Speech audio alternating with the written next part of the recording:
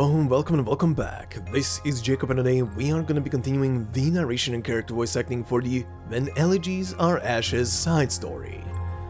Alright everybody, part 2, so let's get to it, shall we? But before we do so, as always, to anybody who bumps into the voiceover through this very episode, you can find the full playlist in the description of this very video, together with all the other playlists that are connected to this very side story.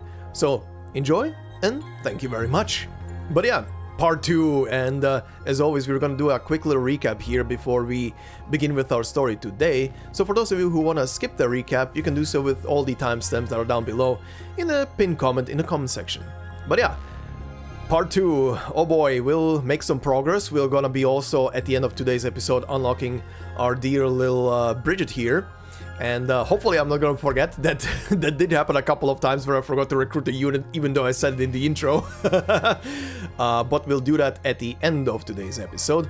And yeah, we're gonna be making some progress and some headway today.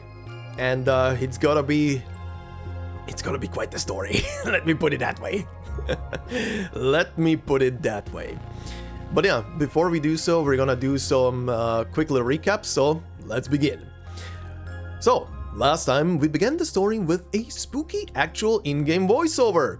I know, very spooky, we're not used to this. Anyway, jokes aside, we started with an unknown woman meeting with a writer, so that he may compose the finish to the story of what happened in Na Saoirsí and the two red dragons. After that, we see Eblana rouse the exile king Narrated from the dead, and they discuss the dead and the flames of the death. Then we see Loughshinny emerge from the dark woods with their followers as they are on their way to Na Saoirsí. They wait at the exit of the woods for an escort to bring them into the city, and the one to arrive to do just that is the brigadier, together with a woman by the name of Nemos. The brigadier can, however, only take Loughshinny into the city, so her companions are being left with the wakemen that Nemos once belonged to. Arriving then in the city, Loughshinny goes out on her own to see it for a bit. She notices that something is off with everyone, that there is still a lot of hatred everywhere, and she sees a smith by the name of Taran who is making a statue for Saoirsí. Later, when she sits down for a bite with a citizen, she notices that the only thing on everyone's plates are potatoes. We, on the other hand, then see a young boy by the name of Theo, who is being protected and raised by the smith Taran. Theo is a Victorian and is being presented by everyone in the city, and the nomad Bridget is trying to make him go with her so that she can bring him to safety. Back then to Loughshinny, she finally meets her sister Eblana, and as they are talking and overlooking the city, Loughshinny finally notices that the entire city and every citizen in it are surrounded by Eblana's purple flames. Loughshinny then goes out into the city and tries to dispel the flames with her own ones, but it seems to only hurt and scare people.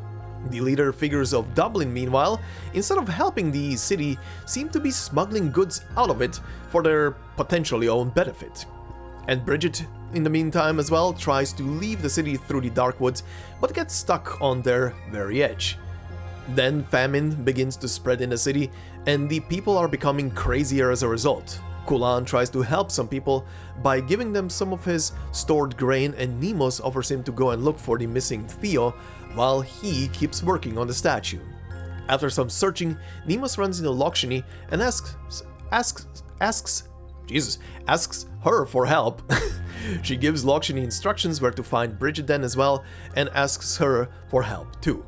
Together with Bridget, then Loughshinny and her begin to search, and after some time Bridget tells her about seeing the owner of the grain store driving some carts into the woods at night. Later that same day, when night falls, Dublin is having a victory celebration, and Eblana appears there to give everyone present a nice valuable reward for all the hard work that they put into their freedom. And yeah, that is pretty much where we left off.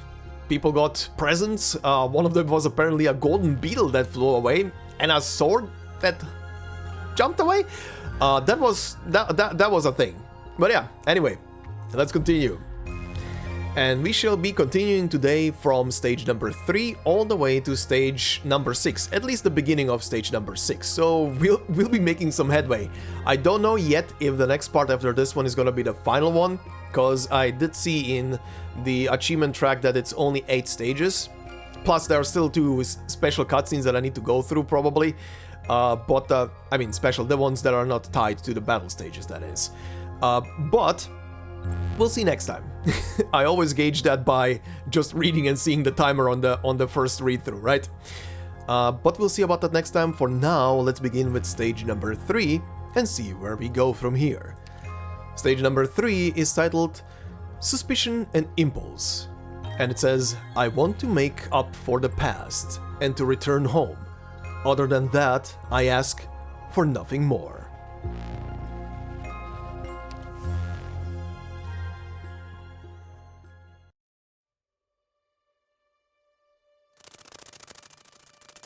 A beetle flies through the dark alley. It flaps its wings furiously, but only manages to find its way into an abandoned block that few souls tread anymore. Its golden body is too heavy, weighted down even further by the gems on its wings. It can only fly a short distance before coming to a rest in a gap between the stone tiles. Ha! Found you! I got it! I got it! You've got your bug, now help me get these crystals before they fall into the ditch. Coming! Hold on. I am going to get my cut if I help you, right? Sure, just hurry. You don't want to see these crystals end up in the ditch, do you? Sweet cloud beast, you're mine! Good, all the gems on the sword are there. Where are the brigadier and the others? Who cares? The bureaucrat tucks away the parasite, while the officer eagerly watches the crystal teardrop again and again. The ombudsman brusquely manhandles the cloud beast, while the torturer raises the sword as though it conferred power over life and death. What a lively scene. All of this treasure is yours, my servants. I am not so miserly as to withhold them after seeing how much you love them. But what more do you intend to take from me once I have given you these? Let me guess.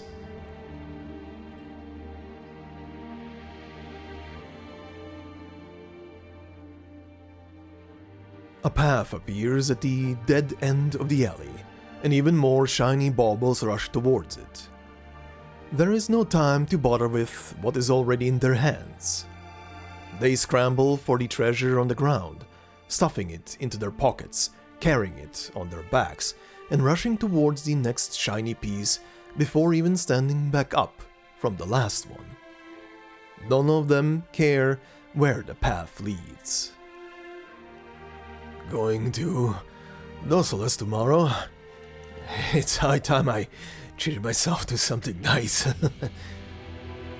Squeeze these country bumpkins in Na Saoirsí a little more. Don't forget my share. Can't wait for the townsfolk to send me more Victorian spies. My. After far more than just wealth, aren't we? A life of luxury, a high status, power over life and death. You want it all.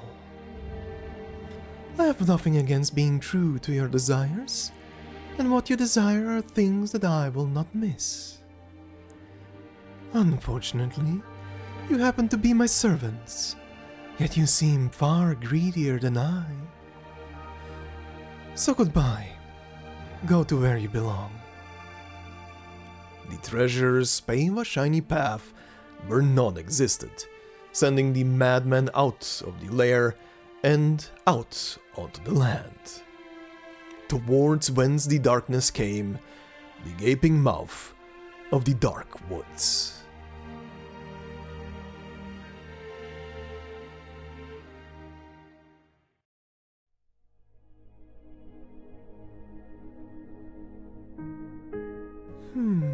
This part is very different from the rest of your work.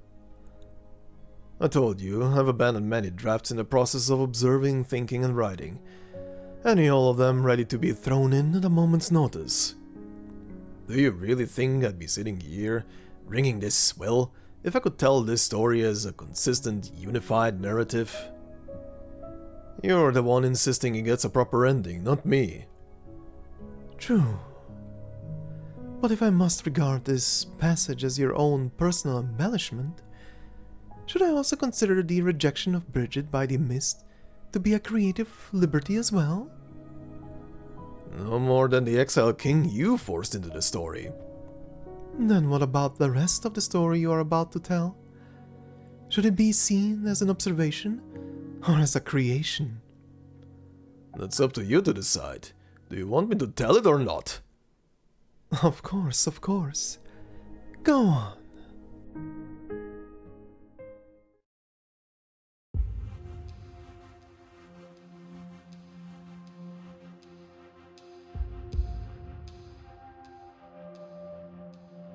So what was wrong with Emma? Just a cold on top of mild malnutrition. She didn't look so bad on the outskirts of the dark woods. A sickness of the spirit, most likely. Iron for the statue needed to be collected from door to door. People won't even turn on their lamps to save fuel, never mind food. What could she possibly be shipping out? She runs a grain store. Maybe... but only a grain store. She couldn't have done this on her own. There must be somebody behind her. We also still need to ask about Theo. There's no time to wait for her to come to on her own. Can you hear me, Emma? Niels! Take me with you. Take me with you. No, she's still dreaming. Niels, is that somebody's name? I've seen it written on letters she's gotten. A loved one, if I had to guess. And where might we find them? No idea. It's been a while since the last letter. Niels. Scold me, beat me if you must, but don't abandon me. The bureaucrat told me to smuggle food, so I did. What meaning is there in a life without you? What point is there in being kind to others? The bureaucrat. Dublin. There's so much food in the city. A single cart won't make a difference. There's no food in the city. A single cart won't make a difference. Won't make a difference. Should we keep trying to wake her up? Wait.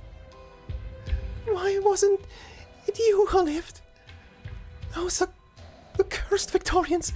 Why did their child live? A child of Victorians? Why? It'll be alright, my dear. I'll make things right.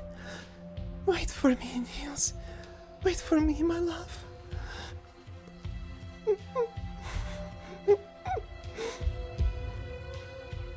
I can't see you, my love. I can't see you. Why? Why? The Victorians who killed you have been chased out. The last Victorian bastard died before my eyes. Niels. Sweat fills Emma's fevered brow. Tormented by nightmares, she instinctively grabs the sheets beneath her, but it does not stop her from trembling. The other two stand up at the same time.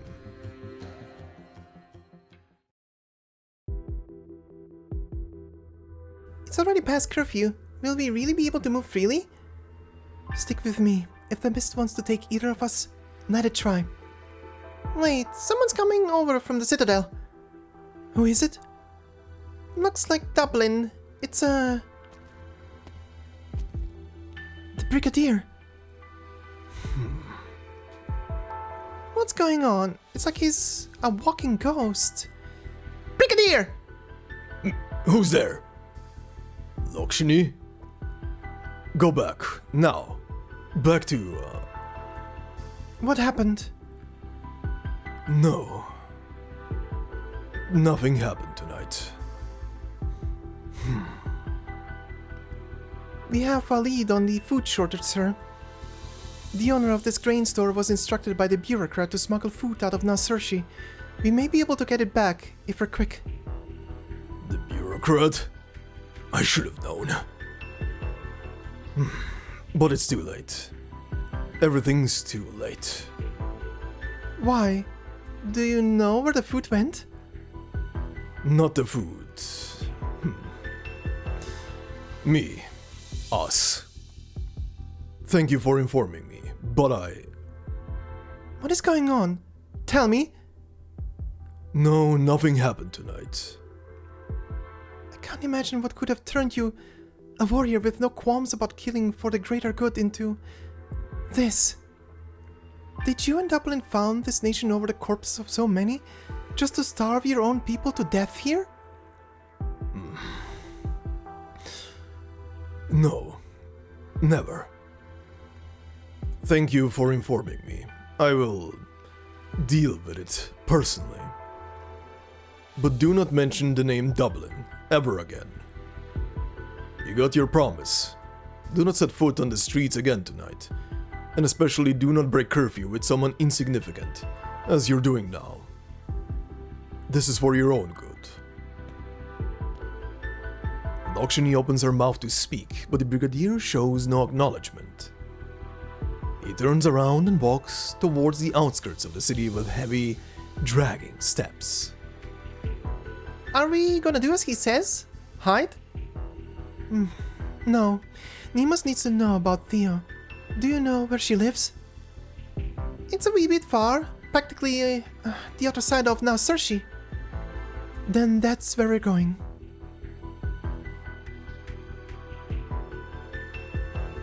Nemus's house is just ahead. That was easy. Seems the mist didn't get into the city tonight. Nemus, are you home? Nemus? Hey, didn't she say she'd be at the Dublin victory party? Is she not back yet? The brigadier was leaving the citadel. The party should be over. Miss Loughshinny? Bridget? Loughshinny is about to speak when her gaze meets Nemus's. Her eyes are even blanker than the brigadier's were. What's going on? Did something happen at the victory party? No, nothing happened tonight. What are you two doing here? Quick, inside. You mustn't be out on the streets tonight.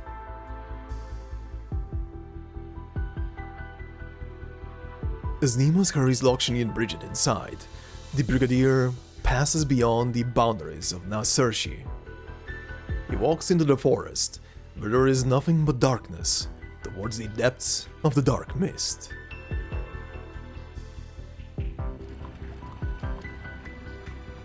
Then the food carts that had been smuggled out of Na Saoirsí slowly emerge from it. They will return to Na Saoirsí's agricultural plate before dawn.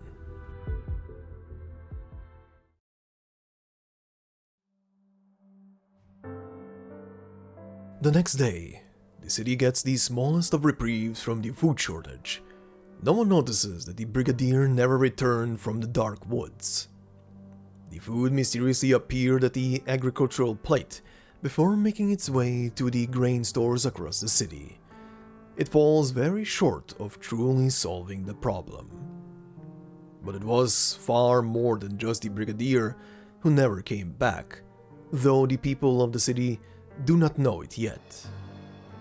Once again, the sun rises, without pity or care.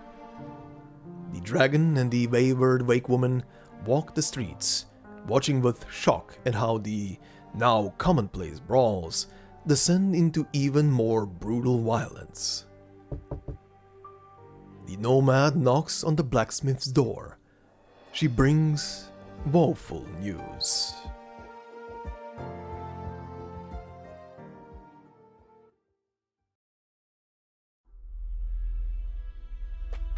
Flashback. Ow! What's wrong with you, Theo? You have eyes, use them! Sorry, Mr. Rory. I was just hoping to try my luck over at La Grande Street to see if I could get some potatoes. Get lost! Sorry. Look out! You burden be panicking! Out of the way!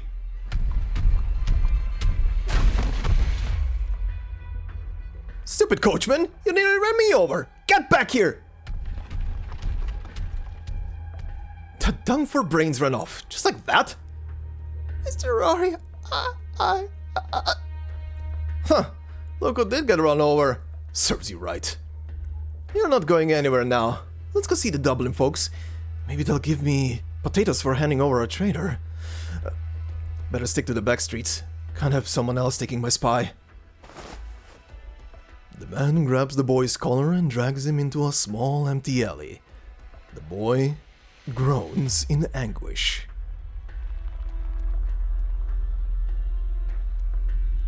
Weird. Did I forget the way? Give me back my potatoes! Go and buy your own! They still have some at the shop! Give them back! They still have potatoes? The man glances towards the voices, then at the broken body of the boy whose arm he's still grabbing. He's dying. Would the Dubliners even give me anything for a dying kid? Could I even get anything out of him? It's your lucky day, traitor. The man shakes off the boy's hand, which had been grabbing his sleeve, and walks off briskly towards the voices. my leg. It hurts. I can't stand.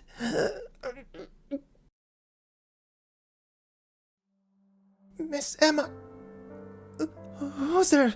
Who's calling my name? I did as you asked. Just leave me alone. Emma.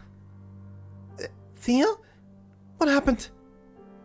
I got hit by a carriage. Then left behind here. I'm not a Victorian spy, Miss Emma. Please help me. Take me to Mr. Golan. A Victorian spy? It's all happening so fast. It hurts so much. I know the Victorians did bad things. Nobody likes me. Nobody listens to me. Nobody wants to get close to me. But could you at least find Mr. Golan? It hurts so all. When I grow up, I'll find the Victorians and take revenge for Mr. Niels.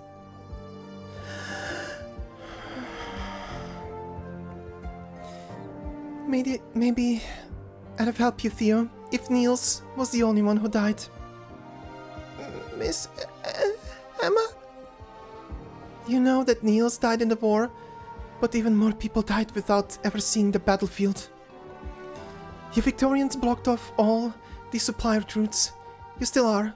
So many people starved, including me, including the child Niels left behind.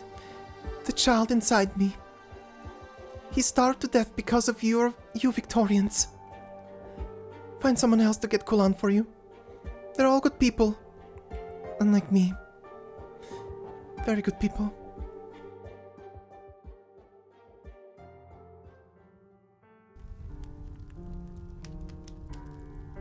Emma, how could you do that to him, Emma? What could have changed you so much? I'm not defending her, Golan, but she wasn't the only one there that day. No, she wasn't. Sorry, shouldn't have said that. No, you're absolutely right. You wanted to take Theo with you, didn't you? What did you see? He was being bullied. And I'm not talking about squabbles between kids. But adults. I intervened the first time I saw it. I thought it wouldn't happen again. But it did. A lot. I had a bad feeling that he didn't belong here. That there was no place for him in Na Saoirsí. But I never thought... I understand. You should go. Golan? I said, I understand. You, I said I understand, now go! Get out! Leave! Leave me be for a while. Please. I'm sorry. The blacksmith stands silent in a room. All is quiet save for the crackling of the fire. Theo, Too many things have passed him by. Too many things he could not understand. He no longer has the strength to find out why, to separate cause from effect. The only thing he knows is that he never achieved anything. What kind of hero am I? Yeah, what kind of hero are you? The blacksmith looks around him. There is no one else in the smithy, save the empty eye sockets of the dragon statue, now glaring at him accusingly. What kind of hero are you? What kind of hero am I? What kind of hero would leave a child to the mercy of abuse and ill will? What kind of hero would allow food to be smuggled out of the city, under his very nose, until there is nothing left, all while doing nothing more than hanging out a few shriveled potatoes to the neighbors? What kind of hero would shut himself in a smithy while the city descends into Badlam, all to satisfy his own pathetic vanity by etching his name into a pedestal? No! It's not out of vanity. All I wanted was to use the title of hero to bring happiness to our countrymen who lost everything in the war. As you told Nemos. Like now. Like now. The weak you swore to protect are dead and gone. The justice you swore to uphold has fallen into darkness. The people you swore to bring happiness to, Emma and Rory, are they even your people anymore? Or are they the dead, living in the past? The dead, living in the past. Your heart still dreams of the future, vain as it is. But them, they are the walking dead, stuck in the past. Who is it you are calling your countrymen? The wretch who spends his days brandishing an antique sword he salvaged from the flames? The smuggler who let an innocent child die because she miscarried her own? Townsfolk who no longer know anything but hate in the face of change. Go on, go out and find someone, anyone. Ask them what their plan for the future is. What do you think the answer will be? The blacksmith's hammer falls to the ground with a loud crash. He glares at the dragon's head. No, no. It's you who's trapping them in the past. I collected the plates and bowls my people use day to day, lit the fuel they relied on for warmth and light, just to feed you. You monster! I don't know about the food, but the metal and the fuel. It was me. I fed you those pots and pans, and put the people's livelihoods into your mouth with my own hands. Also, that you could grow and grow. You've devoured everything in my life. Then you devoured Theo himself. Theo. It was me. I nurtured the monster that took your life. Soon it will stand in the square on some wane, spread its wings and turn everyone in the city into the dead. Those who can only live in the past.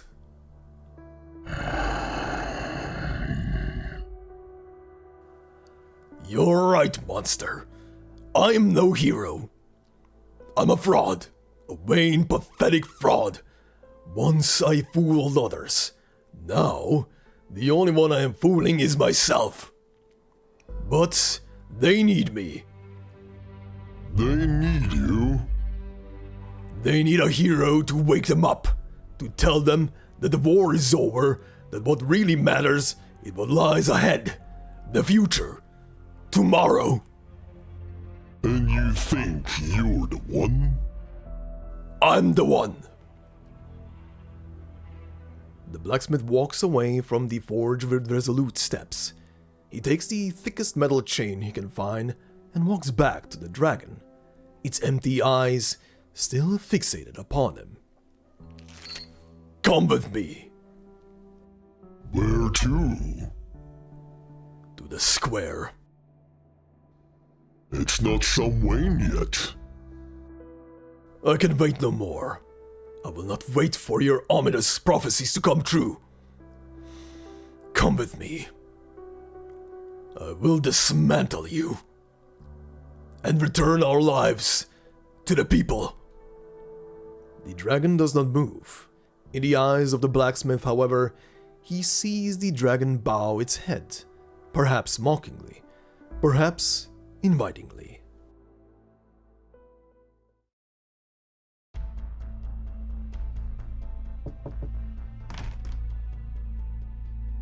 Reed, Nemos, I'm back. Kulan's in a real bad place right now. You should go and see him. How about on your end? What's going on in the city? People are still looking for spies. Victorian spies. Are they off their rockers? Taran or Victorian, we're all human. We're gonna keep fighting to the death like this when the war's already over? Tell them, Nemos. Tell them the Dublin made them go hungry and was punished by the Red Dragon. The food's now... Do not mention the word Dublin ever again, Bridget. The leader's orders. I only overheard whispers about the food at the victory party. No evidence, no trial. I don't even know how it got back. Besides, news about all those missing people hasn't spread at all. How am I supposed to explain it? If they can't be reasoned with, we'll do this the hard way. What do you mean? When I came back, I told myself I would never be her shadow again. But if the true leader is refusing to show her face and take responsibility, then I must step up, if only to calm the people. What about Kulan? Everyone knows him as a hero. Things would be much simpler if he's willing to help. He should still be at his smithy. I'll lead the way. As for you, Bridget, you should leave the city as soon as possible. Why? Well, if we and Kulan both fail, then the people will, I see. They don't much like me here, so I'll just get in the way. Is that it? I'm sorry, Bridget. That's not what I meant, but it's true. Don't worry, I'll try my luck in the dark woods. 6 times the charm.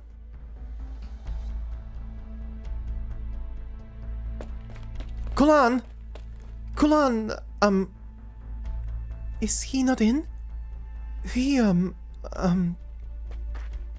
what They are both rendered speechless. The door of the smithy... No, the entire front wall of the smithy is gone.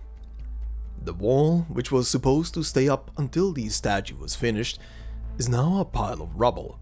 Visible through it is a long trail leading to the square, along with drag marks so broad they span almost the entire breadth of the road.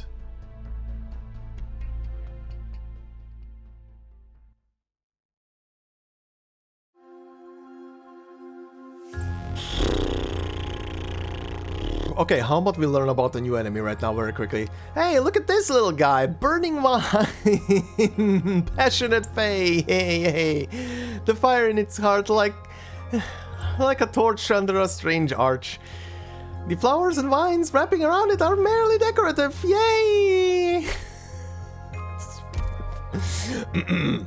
Okay, but in all seriousness, yeah, that just happened. The young boy Good God. I feel like I don't even want to talk about it too much. That was just depressing. That was just depressing, and then Kulan goes absolutely cuckoo and starts to hear the dragon statue talk smack back at him. I guess the good thing about this stage is that Eblana just kinda sent all of her greedy, leechy Dublin bullshitters into the dark woods to probably get absolutely shredded and die by whatever the Fey folk is up to in there. I guess that's the that's the good thing about this cutscene. Yeah, that sucked. That sucked. Balls. Monster balls. And it was, this was one of those cutscenes that was just like, just do it. Just finish it. Just go with it. Just do it. Just do it. Don't think about it too much. Just go. Go. Don't think. Just go. Just act. Go. Good God. Anyway, stage number 4. That Old Dance. And it says, you satisfy yourself with the remorse and yearning, yet ask for nothing more?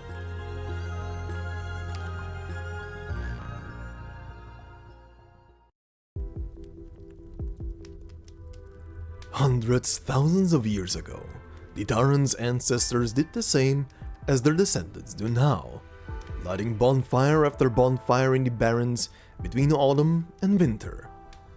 They would sleep beside a red dragon, their red-hot dreams buffeted by sand and wind until raw, but even so, it was enough to keep everyone warm. They would wake up to a still burning bonfire, because the red dragon does not sleep.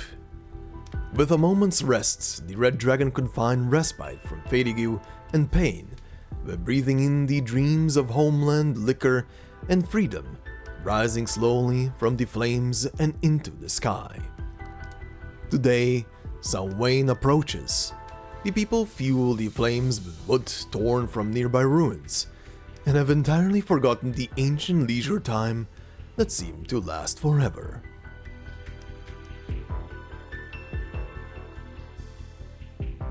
Put your hand in the fire. Look at the color of the flames on my hip. I'm a Taran, I tell you. One blessed by the red dragon. You think a spy couldn't fake the color of a lamp? Get on with it. May the red dragon be merciful? Oh, it doesn't even hurt too bad. Really? Look, you can barely make out the burn marks on my hand. So you're not a Victorian spy. But do you know of anyone else who has undergone the trial yet?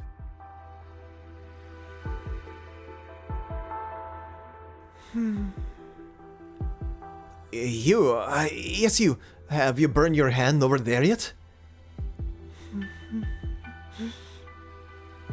Say something, will you? Enough fiddling with that broken knot of yours. Come with me. I'll take you there. Just put down the knot. You hit me? My knot. You dare to... Fine, keep your bloody knot. Just come with me to see if you're not a Victorian spy.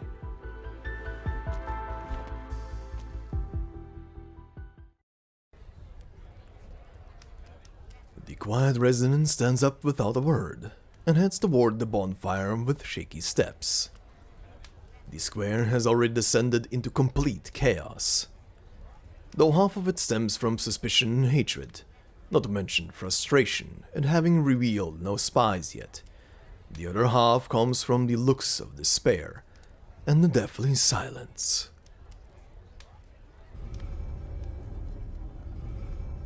Until a faint sound of something dragged across the ground rumbles in the distance. The sound grows louder and louder until it drowns out all the clamor and chaos. Everyone hears the sound of something massive slowly being dragged closer to them.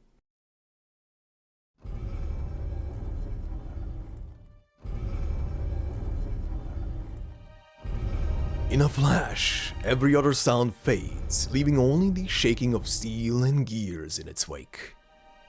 Hidden in the humid mist is the gigantic silhouette of an ice-cold statue.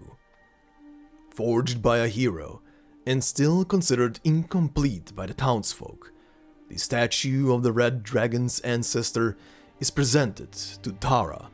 It arrives in the raging light of the dying sun, yet even so nearly manages to shroud the sky. The dragon statue came to life?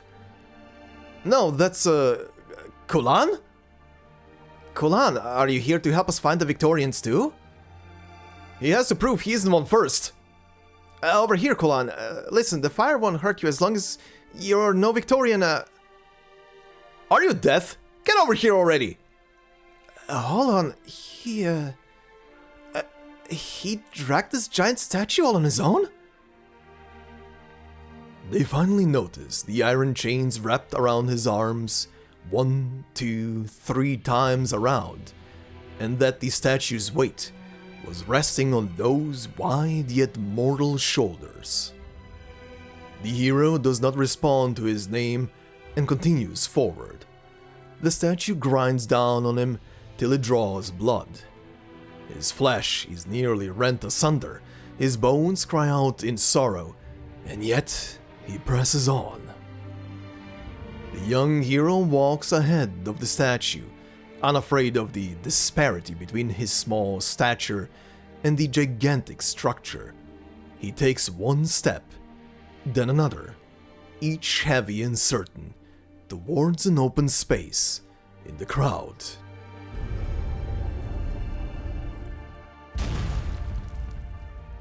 He parks the statue in the square's empty center and struggles to turn around before facing everyone before him.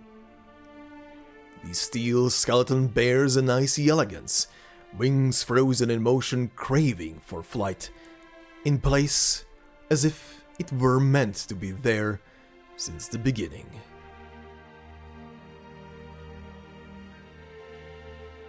Stop, my brothers and sisters, before we kill any more of our own.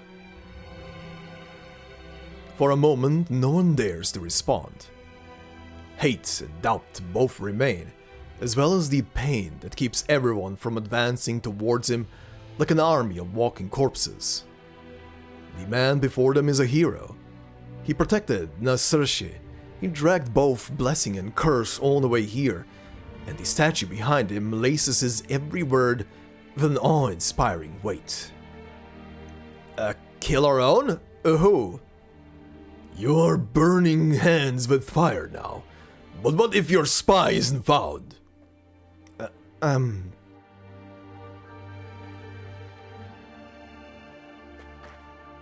He really dragged the statue here. What should we do? Should we interrupt him? Did our food not return to us?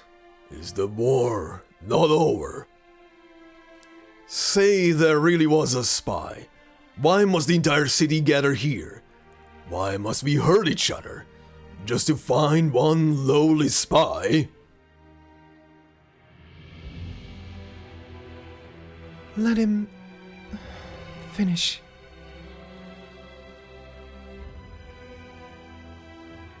I'll say it again. The war is over. When it had just ended, my thoughts were simple. I'd wait for a smith better than myself to arrive, then learn a thing or two from them so I could repair what I had made myself. But no smiths came, and I learned those skills. I even took what you lot needed to live and forged it into the statue. That was wrong of me. Na Saoirsí is short of everything. Even an empty bowl is better put to catching rainwater than being cast into a shiny statue that does nothing but grow. And the food. I was so worried yesterday, so afraid that famine would put us past the point of no return. Maybe it was the Red Dragon's mercy, or maybe one of the AG plates had a good harvest. But the fact is, our food is back. And as long as we're alive, we can make it through this. Am I wrong? But Theo is no longer alive. You still feeling pity for that Victorian bastard? Yes, I am. When I heard of his death, I began to hate everyone in this city, myself included. You know better than any of us what the Victorians have done. I know that with the last of their strength, they leaned over and begged me to take him away. I hate you all. I even feel like taking revenge on any of you who sat back and watched him die. But revenge needs a reason, doesn't it? What's our revenge for then? To rob them just like they robbed us back then. And how do you suppose Na Saoirsí could manage to take even a single grain from Victorians when we've already melted our axes into the statue? We have to let those bastards feel the pain we went through. Yeah, just like how I want to make you lot feel what's it like to die alone in an alley. Our brothers, our sisters died so we could live. Why must we now throw our lives away just to make others suffer? Do you want us to love them then? To love those who stole our crops, killed our kin? No, of course not. No one needs to love their enemy. All I want is for you to love the living. Love yourselves. But I don't even need you to do that. I just have one question for you all. Tomorrow, once Samhain is over, once the shadow of war finally leaves us, what will you do? I wanted to finish this statue and carve my name on it, but now I want to find a better smith to teach me to fix up a prosthetic leg. The crowd stays silent to that. I don't know what's up with the fancy speech all of a sudden, Kulan. But I don't care what happens tomorrow, or about the war. I just want the Victorians dead. So if you're speaking for them, I want to that too. Fine. Kulan swings the sledgehammer he used to forge the statue towards the dragon's head. However, he exhausts himself before both in making and moving it, so with a moment's hesitation, the hammer does not come crashing down. The crowd even assumes it to be some sort of ritual, and for a moment does not react to his plan. Only when they realize Kulan intends to destroy the statue do even the most dreary of the living dead collectively howl and dash in his direction, surrounding him. Don't be foolish, Kulan! Deimos' cries drown out by the crowd's yells, but Kulan's voice remains clear for all to hear. Loughshinny thinks of rushing over to him, but the angry crowd blocks her path. She bites her lip and tries to open a path through the sea of people with both her flames and voice, shouting to attract their attention. Unfortunately, they act as if they have already lost their senses. Maybe they truly have. Who can say? I'm going to destroy this statue in order to return the lives it took from you. Destroy it? How dare you? I remember what each and every bone was forged from. I'll turn its spine back into axe heads and blades, its ribs back into bowels, its skull into tables and chairs, and give them all back to you. Traitor! How could a hero like you betray us like this? If being unwilling to take someone else's livelihood makes me a traitor, then I was never a hero, but a traitor all along. Excuses! Excuses? I'll tell you who Kulan really is. He is no hero. He's a liar who hungered for fame. He claimed to have killed a squad of Victorian scouts in Darkwoods, but it was not in the woods that he met those Victorians, but somewhere further away. They weren't even scouts, Just a band of poor traitors, already trampled over by some army or other. He wanted to save them, but in the end could only save one boy, a Victorian child. He didn't know what to do. Be it out of desperation or vanity, he decided to cut off their heads and tell his people they were scouts. That way he'd become a hero, the most prestigious person in town. He thought he could use that status for good. Raising the boy would become an act of mercy by the benevolent hero. You lied to us! Even this poor liar knew that he was still a blacksmith, and thought he should learn his trade after the war. But you lot! What about you? You're not Kolan. You're a fake, pretending to be him.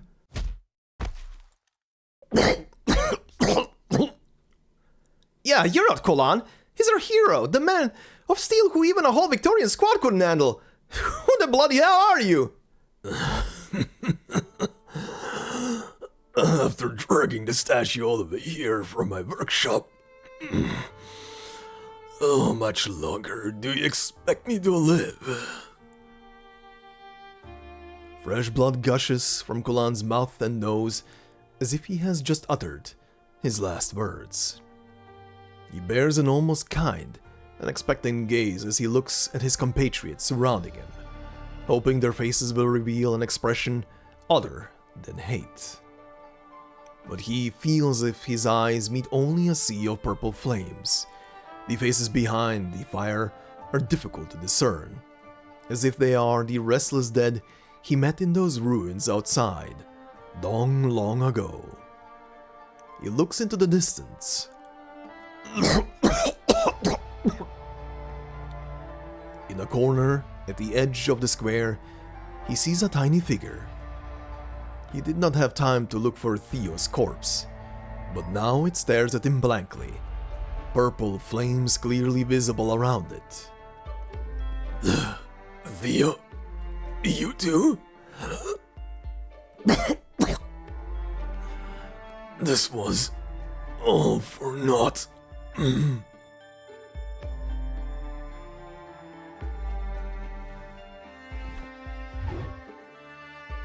Kolan stumbles to his feet and picks up his hammer to swing. The crowd stares at him with dread, fearing that the hammer will fall on their heads, but they do not back down. Kolan uses the last of his strength. And with the utmost ferocity, he strikes the dragon's head, as if sounding a death knell.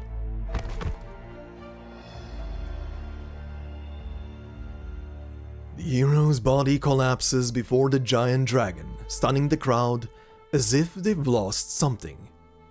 Loughshinny's voice finally spreads as her fire burns like a sunset set aflame, but she fails to attract any attention.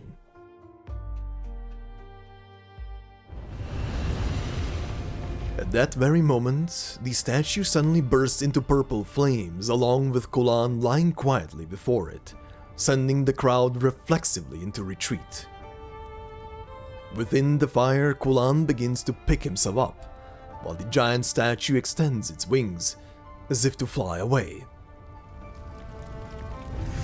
When Kolan gets fully to his feet, the dragon statue flaps its huge wings, lifts off, and lands on the empty pedestal in the center of the square, prepared just for it.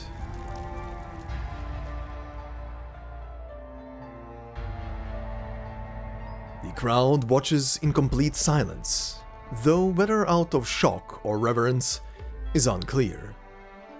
From the citadel come the faintly discernible sounds of footsteps, slow and late.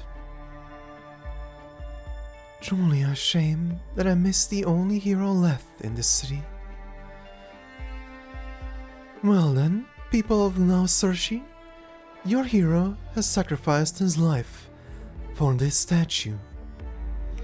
Nightfall approaches, so if you still follow the Red Dragon's will, then you will obey curfew and head home.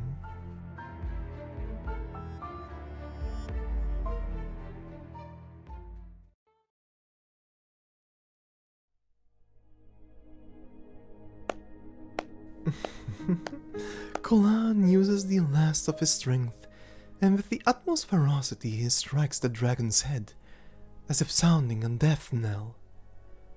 You're quite the fan of Kolan, I see. A tragic ending, but your embellishments made it beautiful. You flatter me. I only ever met the blacksmith a few times. He was the first victim of the city's chaos, if you don't count Theo. Actually, I'm rather curious about something. The Dubliners who walked into the darkness, did they also bear the purple flames you mentioned? I'm sorry, but I couldn't say. Based on your story so far, I do not believe they would have.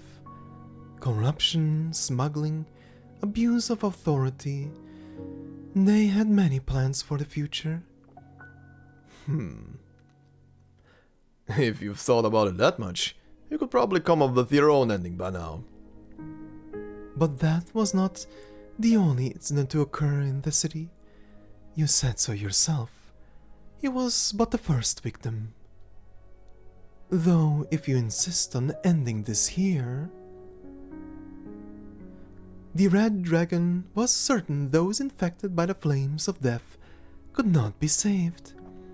And so she declared to her people that the land would become Death's domain, and they would become her followers, accompanying her on a journey towards death.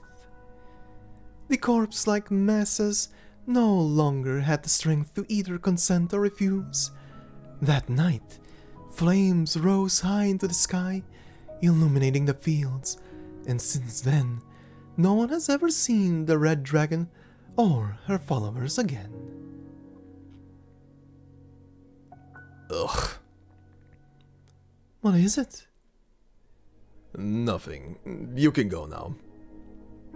There is obviously something.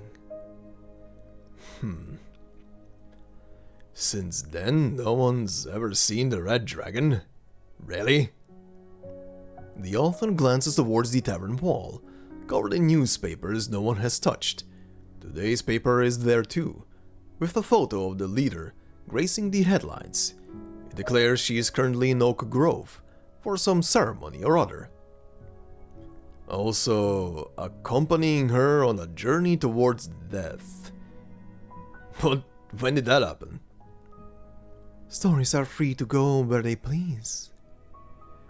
Free, sure, but that doesn't mean we get to twist the tale beyond recognition and laugh it off. Why ever not?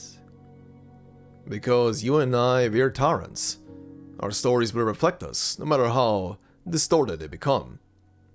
Oh? You still regard yourself as a Taran? I've been a Taran since the very first time I read a line penned by Seamus Williams.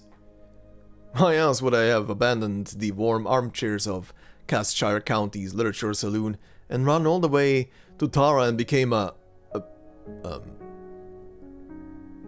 You still regard yourself as a Taran. An extremely ominous thought flashes through the writer's mind, but he immediately rejects it. He looks at the newspapers again. The papers report only facts, even if they are edited. I'll just go ahead and ask. Who sent you? I'm here under no one's orders. As you put it, I'm simply an interested reader who wishes to help you piece together the truth. Can you prove it? Now there's a conundrum. It'd be simple enough to prove someone did send me. But the opposite? How do I prove someone's non-existence? The author takes another gulp of beer, despondently gripping his head. He knows it is too late to run. But he can still turn things around. He just has to be clever about it. I mulled it over, and you're right, it's just a story. I suppose I was a tad nervous. Apologies.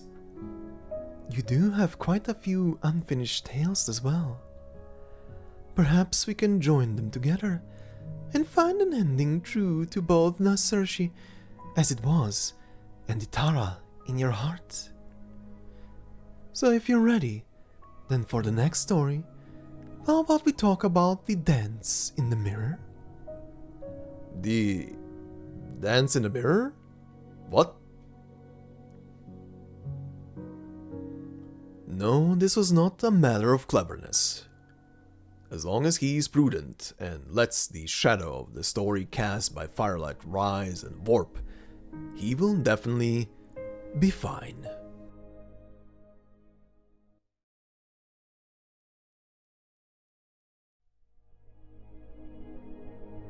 Once there was a red dragon of pride who snubbed all companions, talking only to herself in the mirror from time to time. Once at Samhain, she was to host a grand banquet, and her mirrored self was to help. But the two could not appear together before the guests, or the reflection would perish. The reflection had no choice but to obey the dragon's will. She went and fetched the wakeman for the banquet.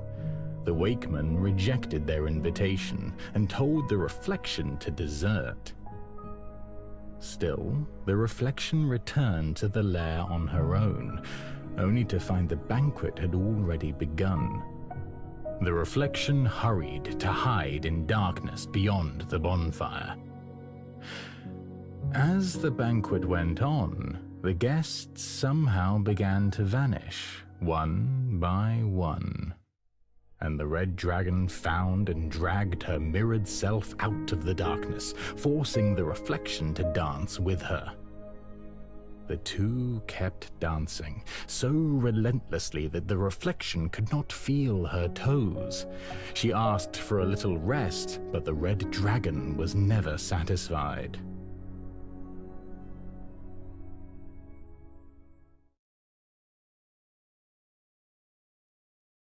Here, Loughshinny. The book you wanted, the sequel to the Steam Knight's adventures.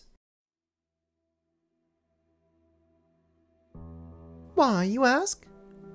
Do I need a reason to do something for my beloved sister? But do you really need to read it? Do you really need to read a book you have no interest in at all, but feel pressured by others our age to read? I do want to read it. Didn't you tell Father you didn't want anyone asking you why a Victorian wouldn't enjoy stories about the Steam Knights? This book... Did Dad ask you to buy it for me? Why do you ask? Because how did you know? You're backing away from me, Loughshinny. I don't want you to be scared of me like everyone else. No, If me knowing what you told Father is so scary, how about we dance together to calm you down? Dance? Really? Why not? With those words, Eblana gracefully extends a hand towards her sister. But in Loughshinny's memories, even when her parents put on their favorite music, even when Father shook his head to the melody, even when Mother tapped her fingers to the beat, her sister would only sit perfectly still while bearing an icy smile. She had never moved her body to any tune, not even once. Once you keep up with me, you'll no longer have to worry about any book, request, or even friends our age. The unopened night novel falls to the ground, and the pleasant new book smell is now drowned by muddy water. She was still young then. She never imagined that achieving her desires could feel so heavy and bitter. She only remembers stumbling, turning away, ignoring what was reaching out to her. A soft and cold hand.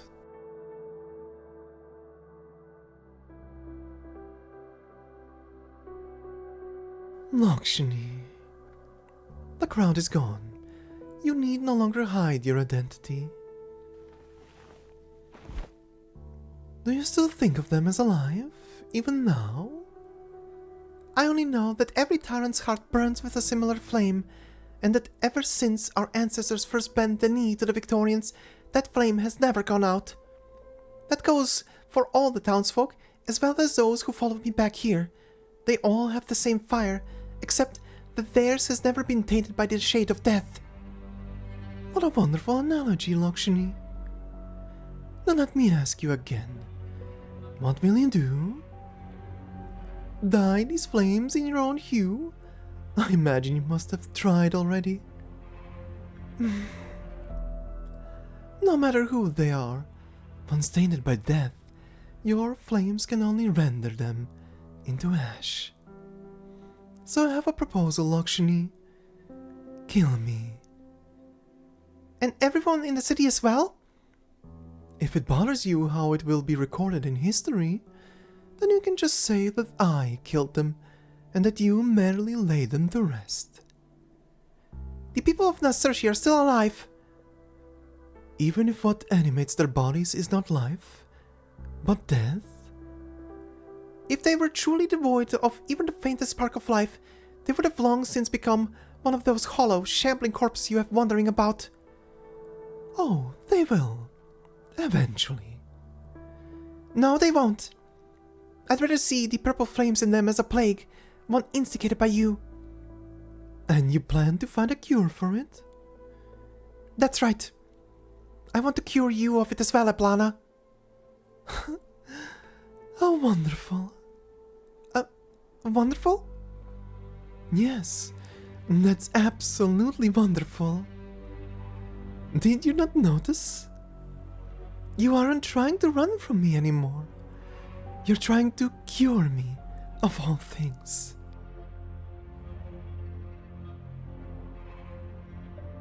Come, dance with me, Loughshinny. The same dance I've always invited you to, the one you always ran from. What did you say? I ask you to dance with me. But before the final bar, be sure to pierce my heart with your spear. This plague is lethal, and there is no cure.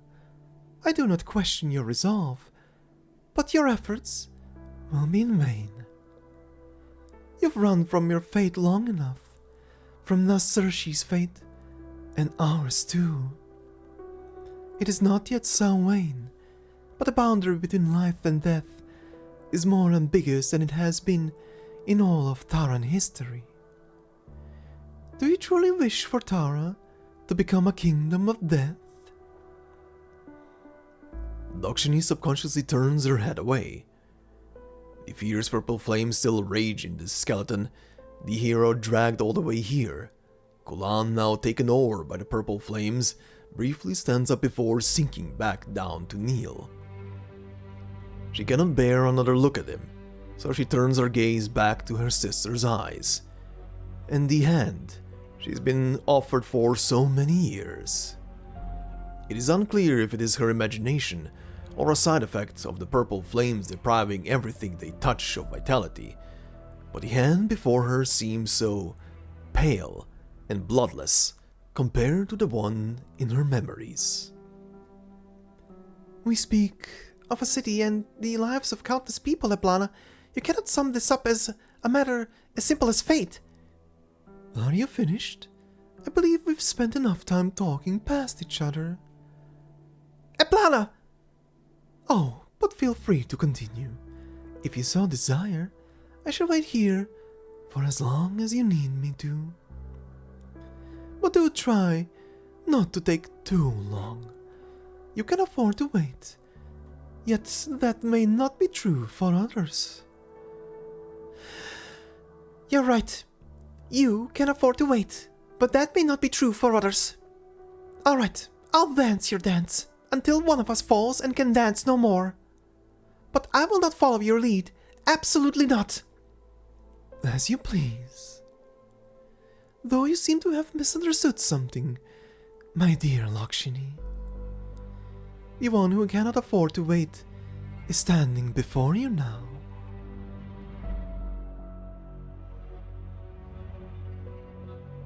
Cannot afford to wait. Loughshinny scrutinizes her sister's face as she suddenly realizes something entirely unrelated to their conversation. The offered hand is indeed pale, and it is not just her imagination. Purple flames seem to weave together into an omnipresent cloak, giving Eblana her beautiful yet terrifying appearance. Yet they also fail to conceal the malady which seems to consume her beneath her pale white skin. She shouldn't be like this. She was never like this before.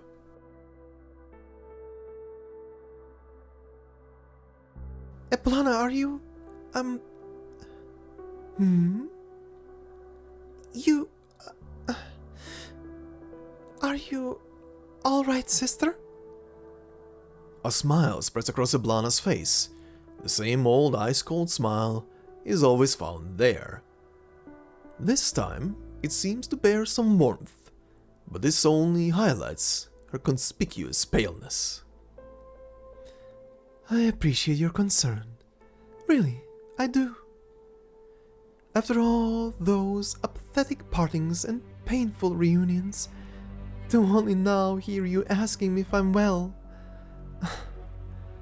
It has truly been so long. Incidentally, I really do want to dance with you. I will, once I find a way to heal you. Very well, then I shall await you here. Eblana strides towards the citadel. Her footsteps so faint, they seem almost frail.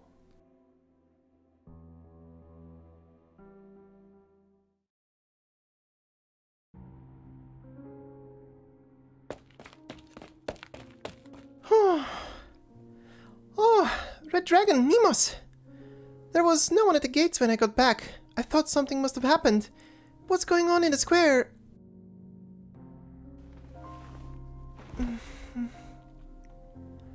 Red Dragon? What's that? Loughshinny is holding a small box in her arms. The dim night light seemed to make it harder than usual to see. I couldn't save Kolan. This was the only way for him to rest in peace, so he no longer have to suffer from the flames in the square. The nomad is silent for a long time, until she finds a stone on the ground. She hurls it with all her strength towards the citadel. But the darkness of the night swallows it up, and it fails to even make a sound. It's already past curfew. Neemos, Bridget, let's just... No. Neemos reaches out to the wooden box, as if trying to brush non-existent dust off the lid. She suddenly recalls being rejected by her own people a few days ago, and the superfluous words she heard then. The Wakemen do not stand with the living, nor do we require their reverence, until of course they are dead. That is the tradition Dublin should be honoring. Still, I'm grateful you were at least willing to give me this whistle. I'll be going now. Wait, Neemos.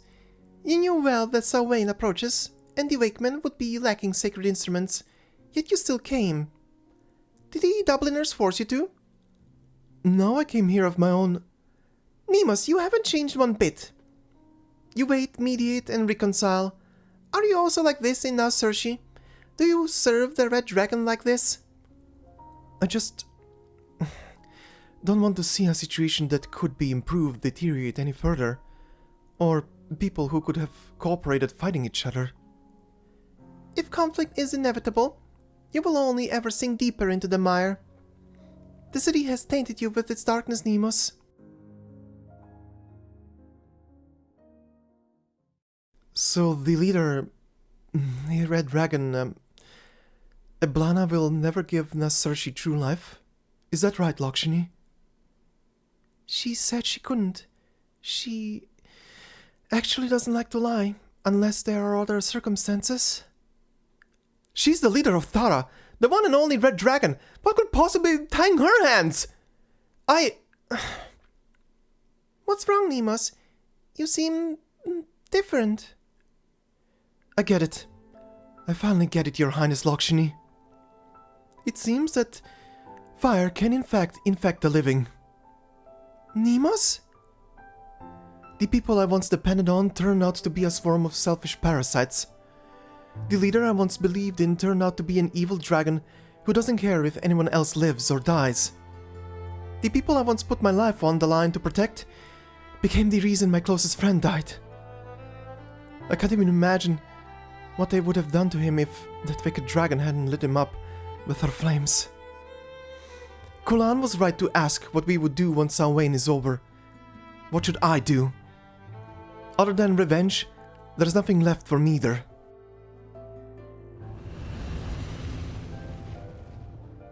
As she utters these words, Loughshinny sees a flame ignite within the final Na Saoirsí left, untainted by the purple fire. Your Highness, will you regard me the same as the rest of the residents? A servant of Eblana? No. This deadly disease, it has ultimately infected even the last person in the city. If so, Your Highness, then I swear to you that I will aid you in this dance that's been forced on you, until the very end. Until the wicked dragon falls. I have heard your vow. Now I must leave the city for a while. Come with me, Nemus. To the Wakeman? I have no hope of curing the flame here, so I thought we should seek aid from anyone who might be able to help. No, I can't go with you. I have no right to be there anymore. I'll stay in the city. As long as the red dragon doesn't realize what's going on and tears me apart, I'll try my best to keep the situation from deteriorating. Though I'd appreciate if you could return this vessel for me. And, Kulan too. Please give him a proper funeral. A proper funeral requires eulogies from friends and families, so, I'll write one. Could you read it for me there? Alright.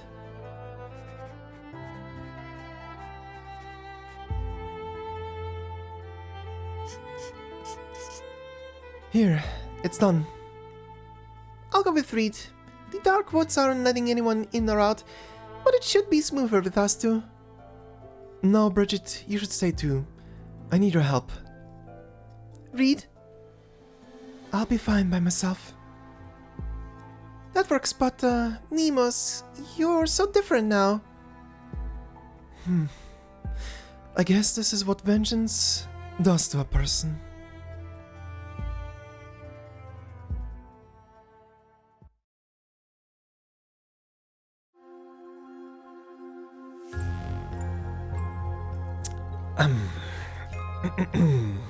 Oh look, we have a new enemy here. Guiding Sprouts. Mischievous fate that leads travelers astray. Not that they do it out of any particular malice. Going the wrong way happens all the time outside the dark woods too. Oh, these... Okay, who am I kidding? Oh, this story is not pulling any punches, right? So we went from the kid dying to Kulan dying. I will say, I love the intended back and forth of this cutscene, this entire stage rather, of with both cutscenes in mind, of the first one being depressing and powerful at the same time, but depressing. And then in the second one, it literally begins with, "Look at Loughshinny and Eblana, very tiny, very cute, right?" And then immediately, hey, remember Kulan is dying in the background? Look at him surrounded by Reed's flames that are cleansing the purple flame, and oh yeah, he turned to ash after that. Great.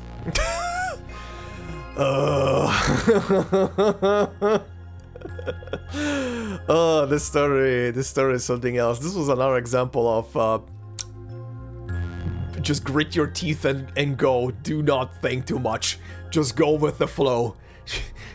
Just go with the flow and power through the cutscene. Just power through the cutscene and do the voice work. You know, at the end of the day, I'm just happy because of the locked-in mental capacity for this depressing bullshit a lot of times. These are scenes that, funnily enough, do not take me many retakes. These are scenes where I'm just like, work, work, work. Just go. 2 or 3 takes and you're done. Good God. But yeah, big guy is dead. Ashes to ashes. Good Lord. Well, let's continue to stage number 5. Let's see. Drowned in fire. Lovely. Please bring me to the other red dragon.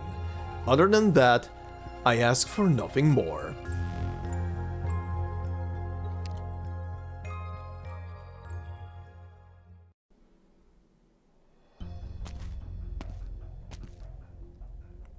Was that another trick of the shadows? This isn't the right way. I'm going in circles. I can't see the sky. How long has it been? How far do I still have to go? Well, I'm in the dark woods, at least. The mist and noise Bridget was talking about didn't keep me out. Tricky fae, shadows pointing the wrong way, foul beasts that trip you with branches. That's all more or less the same as when I was bringing Morin and the others back. The trees are too tall and the leaves too thick. They block out the sky, making life here different from outside.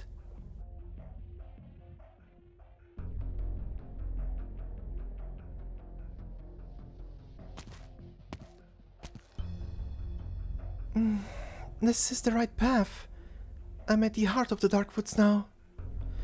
The scenery seems different from before. Where did the red and gold of autumn go? Why does it look like this? The black mist? So the woods are rejecting me after all? Loughshinny grabs the weapon tightly. If Nemus was right, and Dublin never returned after leaving the city, then they were most likely swallowed by the mist. But it shows no sign of aggression. It simply lingers. Does it reject me? No, it's closer to indifference. Disappointment? Why? There is no answer, except the rustling of leaves. Loughshinny shakes her head and cautiously goes around the mist, choosing a path that looks like it has a light at the end. The mist remains indifferent to her passage. The fae that delight in leading travelers astray are nowhere to be seen.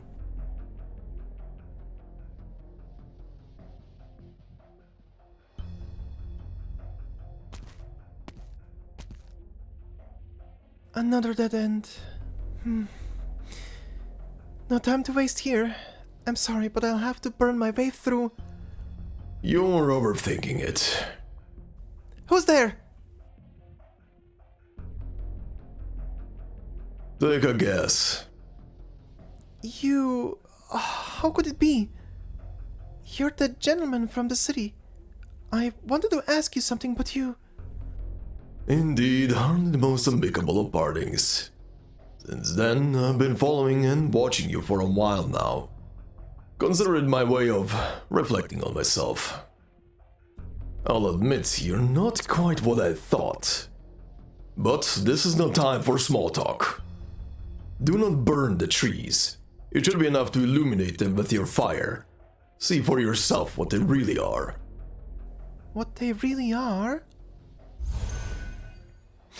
The leaves are razor sharp, the brambles are hard, and the branches have a metallic gleam.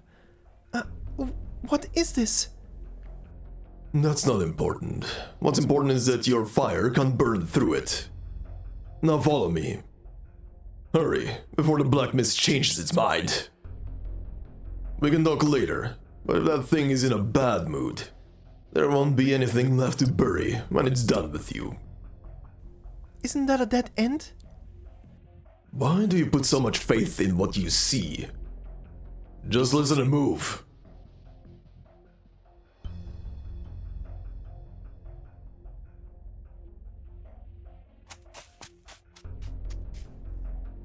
This is the path I took when we came to Na Saoirsí. So this is where those trails lead? If you don't mind me asking, are you in the forest fae? Don't be ridiculous. I have nothing to do with them. The woods, though, Centuries have passed, but it's hardly changed at all, other than the black mist. Ruins the view, really. We'll be out of the dark woods soon. Now could you... This is really... What's happening? Look behind you.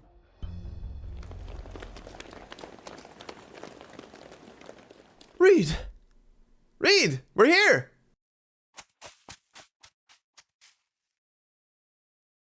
The refugees appear on the well-lit edge of the woods. What happened in the city? It's like the black mist got angry the moment you entered it, cutting it off from the outside. It's been days since anyone went into the dark woods. A few people were hunting on the outskirts when they heard sounds from within, and saw what looked like fire. Whenever something similar happened before, the wakemen told us not to approach the woods. This time though, we recognized your fire. We could hardly ignore it. You shouldn't have come. It's dangerous here. Then you shouldn't have either. Not on your own. We all learned our lesson about letting you go off alone after waiting for you in the marshes outside Londinium. We trust you, so please trust us back. Thank you. You're welcome. Let's go back to camp. Sir, would you...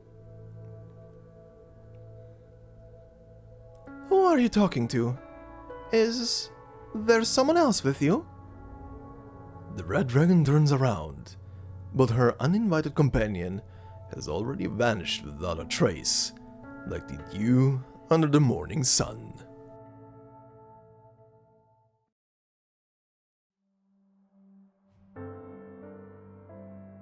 Thank you for providing refuge for these people. You must have trusted them to us. We simply did our part. On behalf of the Wakemen, I promise that we will not reveal your existence to anyone unaware, and you have seen with your own eyes that your people are safe. Now it is time for you to leave. What do you mean? Is she not welcome here? Neither are your people, Moran. Whenever two red dragons meet, endless conflict awaits. If you insist on involving yourselves in it, then we can no longer offer you sanctuary. How could you? This is how we have always been. The Wakemen neither start nor end conflicts. The disputes of the living are not our concern. We watch over only the souls of the departed. If you are truly the noble and compassionate leader Moran imagines you to be, you will not drag these innocents into your battle, Red Dragon. This isn't a battle between two red dragons. I came to seek your help on behalf of the people of Na Saoirsí. Every battle has its reasons. It's not an excuse. Reed wouldn't do that.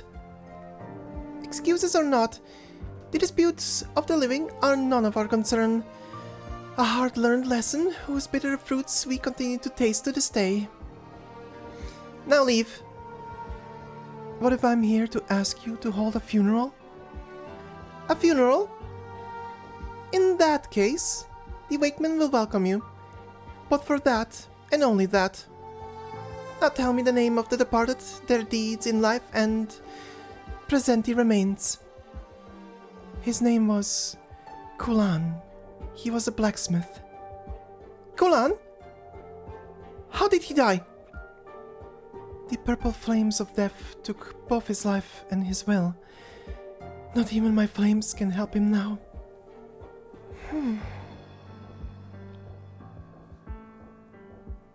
Then why is it that not a single denizen of Na Saoirsí has come to us to request a funeral since the city became independent? So it transpires that the first Na Saoirsian to be mourned since the end of the war was not taken by war at all.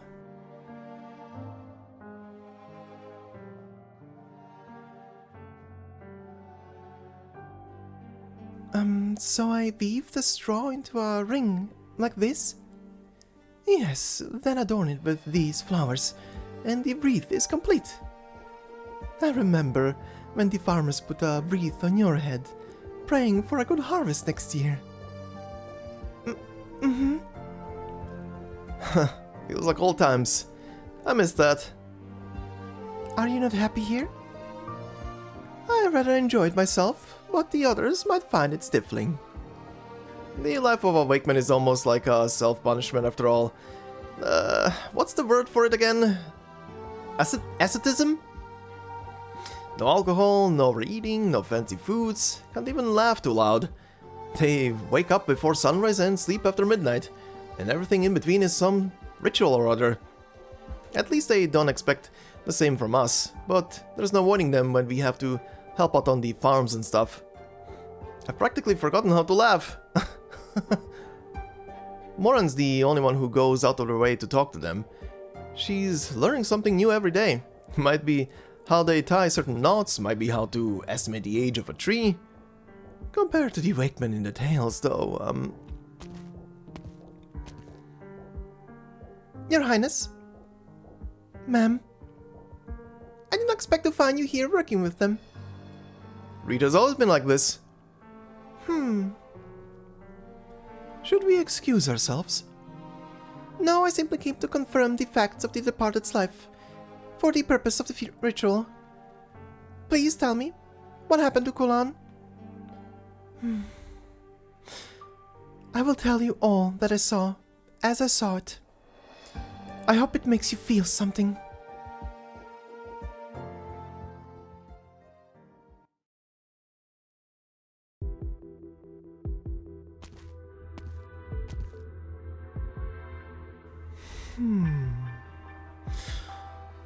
I have already dismissed all the servants in the citadel. These footsteps, then. Your Highness. Ah, it's you. Did you need something? You aren't going to ask our return. No, I won't. You came back, and that's all that matters, my loyal servant. Besides, I have a fairly good idea of what sort of guest you can bring me. Has the curfew started? Just now. Then you could say that my orders have been followed.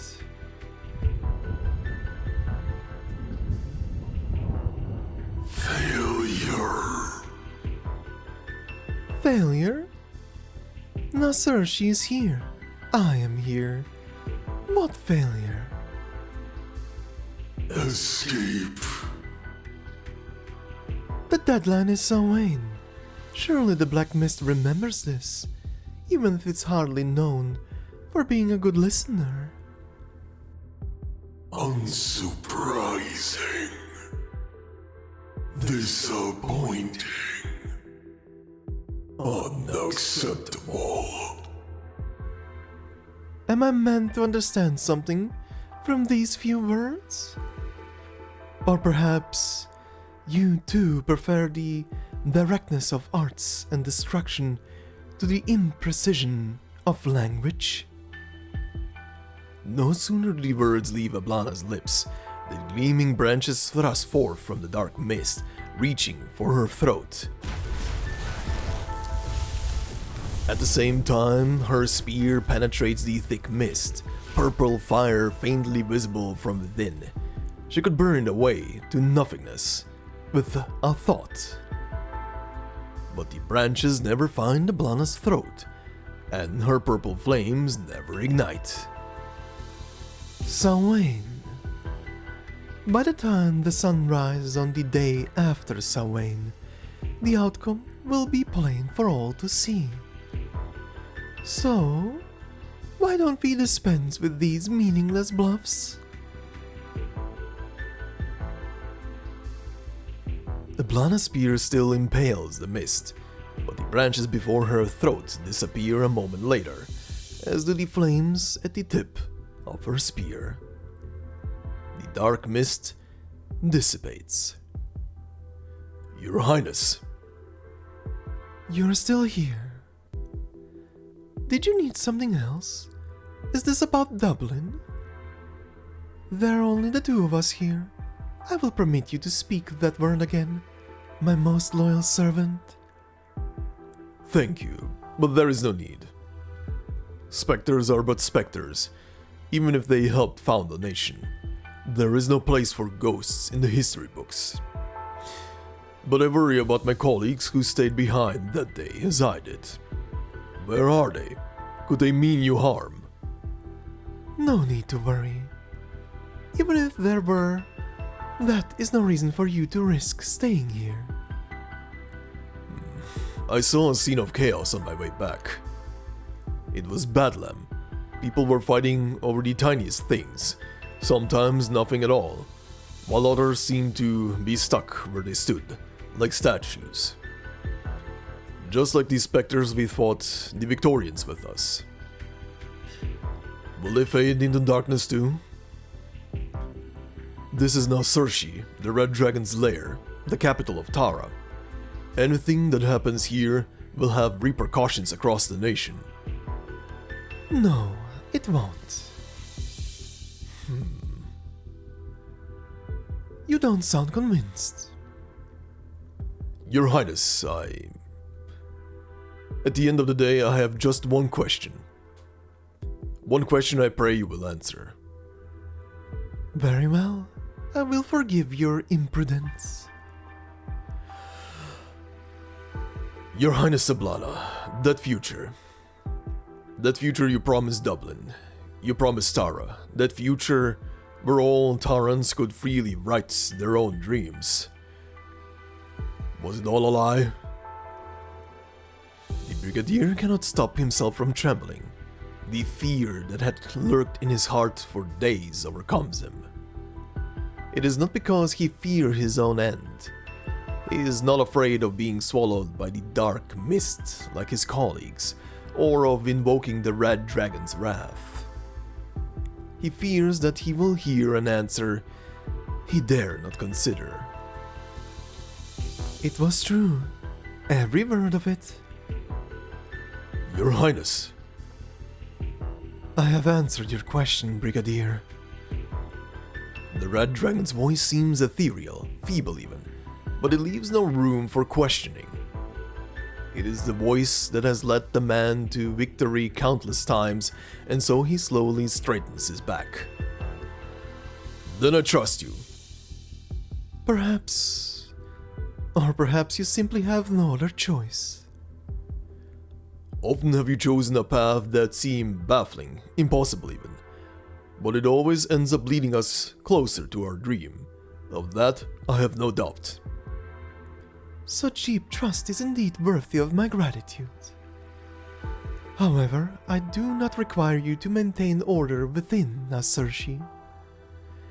If you manage to return from the Darkwoods, then you should return there now.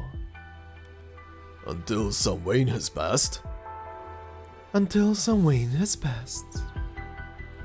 Or,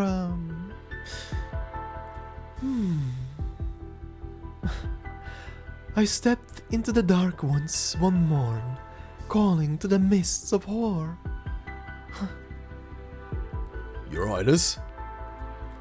Do you hear the song coming from beyond the woods? Hardly a day has passed since you left. Fine work, Loughshinny.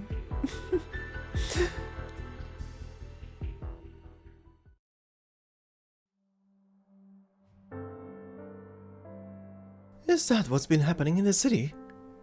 Reed, your sister, what is she planning? I don't know.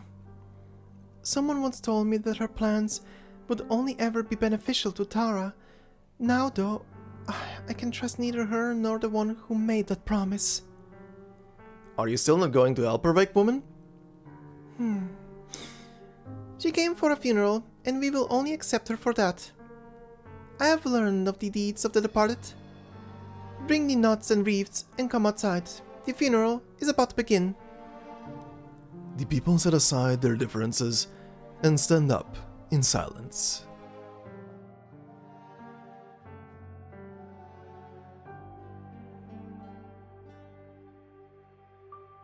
I stepped into the dark woods one morn, calling to the mists of horror. I trod upon the road, heading out to war. No pipes a singing, nor battle drums a roar. Only the bells behind me, through dew and fog, their rings do soar. The wakemen sing softly, each attending to their own duty. Some adorn the coffin with knots and wreaths. Some lay firewood and kindling around it. Some distribute candles to the attending refugees as they continue to sing. Tiny lights begin to sway throughout the camp. Loughshinny has a candle too, which she carefully lifts in front of her chest. Excuse me. Go ahead. I didn't know the departed and don't really have much to say, but where I grew up, people talked freely at funerals. Certainly. This is how Tarans honor the departed. Life should be celebrated even after its end. The joy of the living is consolation to the dead. You are free to talk amongst each other. I also made some snacks. Please feel free to share them. We will also provide refreshments later. However, we must request that you exercise restraint, considering that Mr. Kulan died before his time and under unfortunate circumstances. We must also ask you to follow our instructions during the fire returning ceremony. Understood.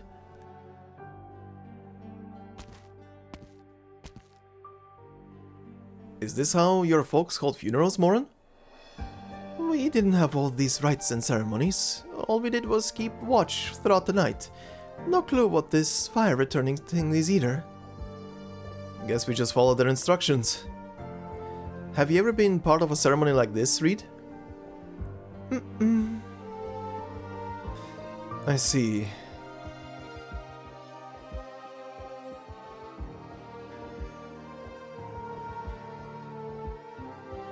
You mean... Loughshinny has found the wakeman.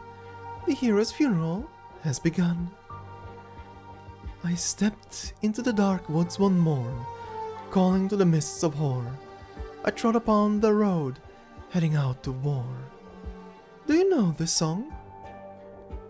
You already know the answer. I led the young into battle with it more than a few times.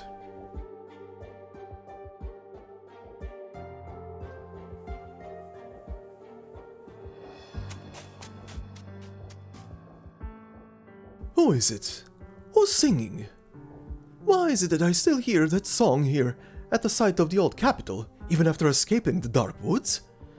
Or am I still stuck in the woods? No, the sound is coming from the furnace, the center of the ruins. Such a beautiful tune. No pipes are singing, nor battle drums are roar. Only the bells behind me, through dew and fog, their rings do soar. I should go back. Now I see what I truly want. Besides, do I really deserve to escape Na Saoirsí?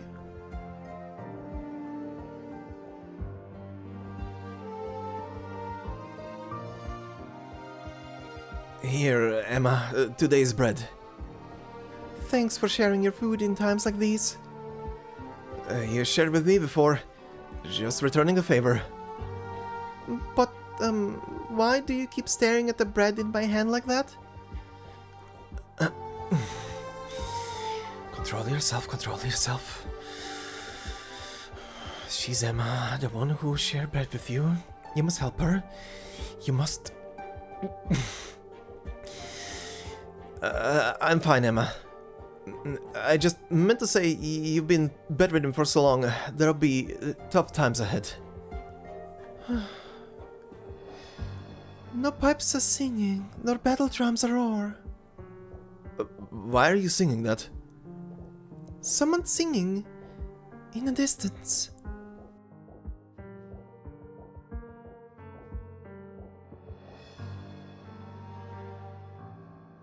Friends of the departed, please present your eulogy before the fire returning ceremony begins. Read. I have a eulogy here, written by Nemus. May I read it? Of course. Go ahead. Dear Kulan, A letter? Kulan, perhaps it won't be long before I join you.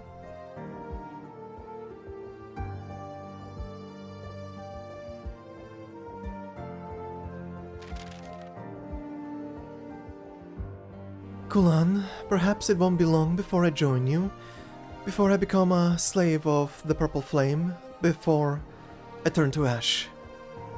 Perhaps there won't be anyone to free me from an afterlife of eternal torment. But I've never forgotten what you said to me. You said you wanted to be a hero. You asked me to let you become one. You said Na Saoirsí needed a hero for the post-war days, one who belonged only to us, neither Dublin nor soldier. You said that nearly everyone in the city had lost something important in the war, be it a parent, a child, or a future. Without a hero, an exemplar to understand them and fight for their rights, one who would also set them right should they go astray. Without that, they wouldn't have anything to hold on to when the war ends, when they have no one left to hate. I agreed and assented to your request. You took Theo in and helped the people who'd lost their livelihoods. You thought everything was on the right path, and so you proposed the statue. You became fully immersed and took on a great burden. By the time you realized, it was too late. Now it is my turn to carry this burden, one too heavy for any single person to bear.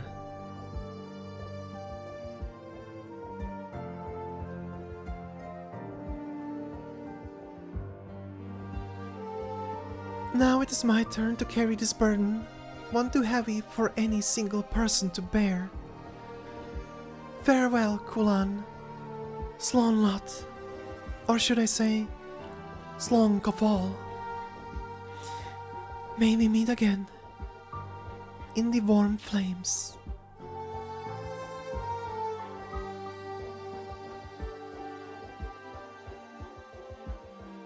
As she finishes, a flame is thrown into the kindling surrounding the coffin, igniting the firewood. The crowd gathers around the bonfire, following the instructions of the wakeman. Witness that the departed has found peace in flames. He shall no longer wander the mortal realm. Place your candle as close to the fire as possible, or throw it indirectly. Return the fire to the departed. If you have anything to say to the departed, say it aloud to the flame, be it praise or reproach. They are the memories that will console the departed at journey's end. Once you have returned the fire, please remain to keep watch over his soul until the fire has gone out. Let us begin. Slán Lot, may you find rest, stranger. Deceiver and hero. Moran bends down and places her candle by the fire. The licking flame swallow it in an instant, almost burning her hand. Do you want to come closer to the fire, Reed? If there's anyone here who doesn't deserve to pay respects to Kulan, it would be me. You couldn't save him. Moran? There was no place for him in the Red Dragon's lair from the moment he made the choice to truly become a hero. You should return the fire to him. Ashes to ashes, dust to dust. Let the dead rest with our memories as life goes on.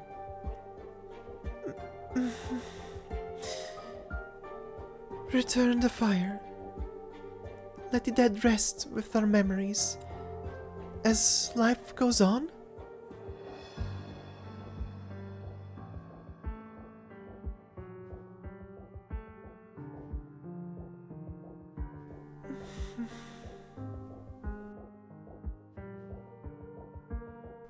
While Loughshinny is lost in thought, the others continue to return their fire and then sit down some distance from the bonfire, until she is the only one left with a candle in her hand.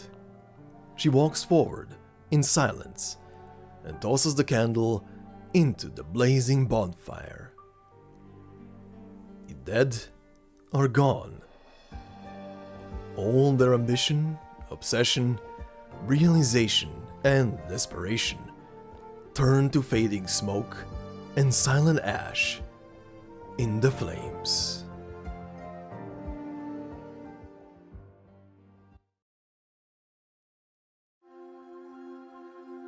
Okay, well then, at least no one died, so, well, still, new enemy.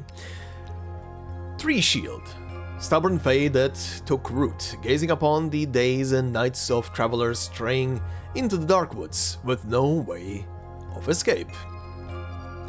Very lovely enemy as well.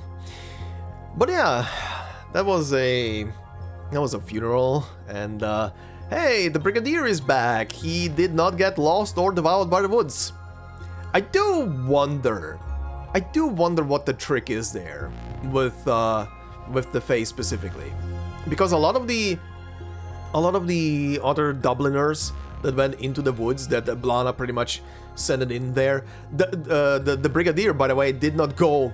Well, the intention was behind him to go in there to look for the missing food that was brought into the forest, and he did so. He brought the food back.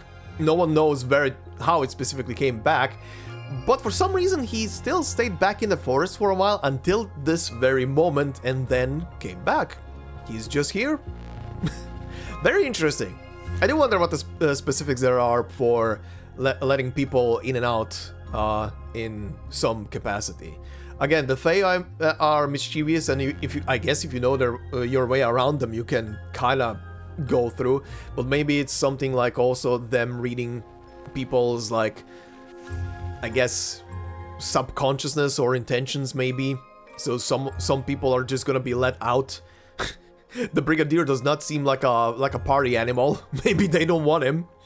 And the singer also survived, which is surprising, but quite honestly, out of all of the other Dublin people, he seemed to be a bit different compared to the other ones. The other ones were just pure greed. This guy did have a bit of a different, again, mental outlook on some stuff. So maybe there is something to do with that there. But yeah, the funeral, however, was very good as well. And yeah, hopefully stuff will hopefully not the entire city will have to, go up in flames.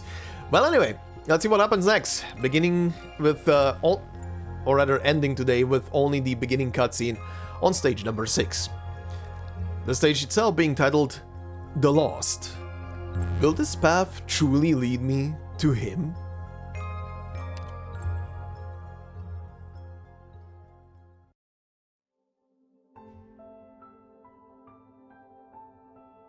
So you won't go to the city even to perform the fire returning ceremony? What you've described is highly unusual. We cannot simply take your word that the residents are no longer among the living. Besides, the fire returning ceremony is just that, a ceremony.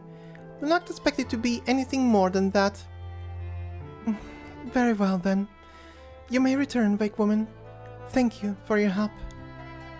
You intend to go back to Na Saoirsí, even without us? Moran and the others have settled in well, and I've done what Nemo's entrusted to me, so my work here is done. Take care, Your Highness. I will.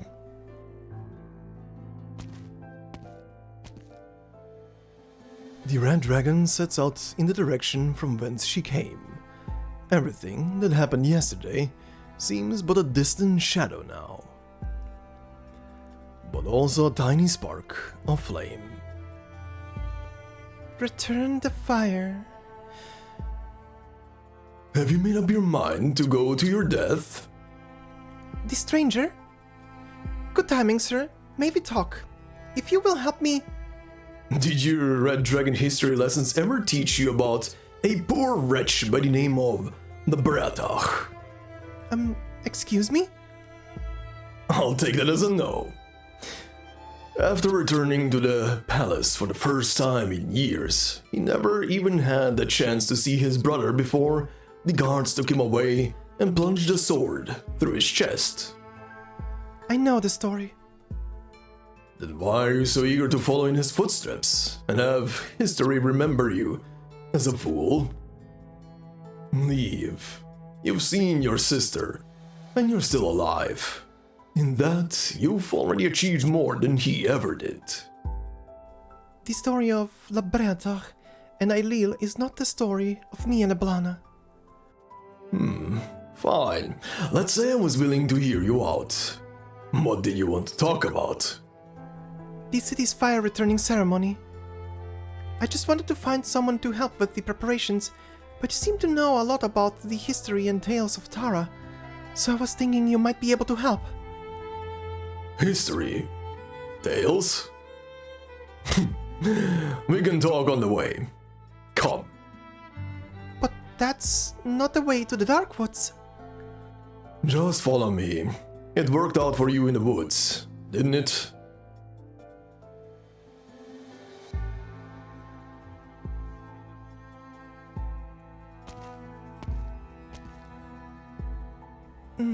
The ruins of the palace? I've been here before. It's dangerous. The uranium-rich environment is... You said you wanted history and tales. What better place in Tara than this Ancient Dungeon expletive. palace? The what palace? Never mind. I appreciate your help in the woods, but I have important business to attend to. I don't have time to... And what's this important business? Dying for nothing? Sure, you're different from your sister. That dragon's flames may be cursed, but her personality is as typical as they come. Arrogant, leaving no room for any other voice. You may be better, but... I'm different from my sister, but she's not who you say she is. But however different you may be, conflict is in the nature of the Red Dragons, even if you were merely dragged into it. And there is only ever one outcome. Only one may emerge alive. One of you will die, sooner or later. So, what's the hurry? Have patience, young dragon. We're almost there.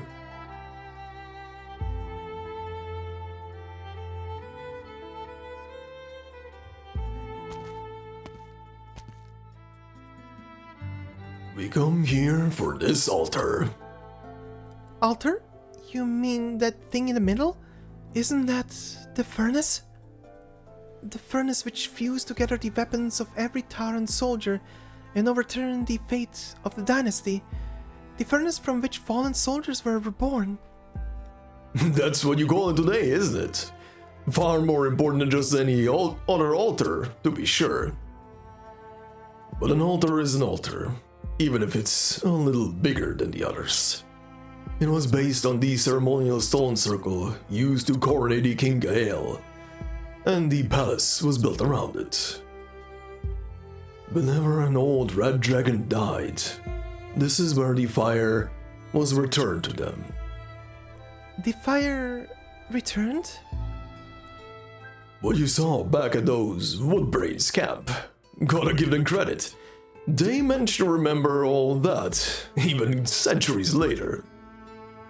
Fire returning wasn't just about a bonfire back in the day, though. By the time the old hag married, it was enough for the siblings of the heir to the title of King Gael to put their hands into the fire and get a few blisters. Go back even further, though, and those siblings would have been burned alive together, or so they say. There's no hard evidence. Now you've gone even paler. He flicks his hand, and a speck of purple fire flies forth from his sleeve, joining the same purple fire in the altar. The flames breathe quietly, like an infant in its mother's embrace. Your flame is purple too? No, wait, you're a Draco? Could you be... Awfully slow, aren't you? Well, it's too late to run. Put your hand in. What? You want Na Saoirsí to return its fire, didn't you? Put your hand in. The red dragon falls silent, then stretches out her hand to touch the flame in the furnace. As expected, it is not warm, but to her surprise, it does not feel cold either. Now, I brought you here to see something. The tragedy of Tara, the ill repute of the red dragons. It is simply the cruel cycle of fate repeating itself, again and again. Like your sister, I was an aberration that breathed the flames of death. It is not my intention to disrespect the dead, nor could I, even if I wanted to. But I wanted to show you the fate of those who die upon this land.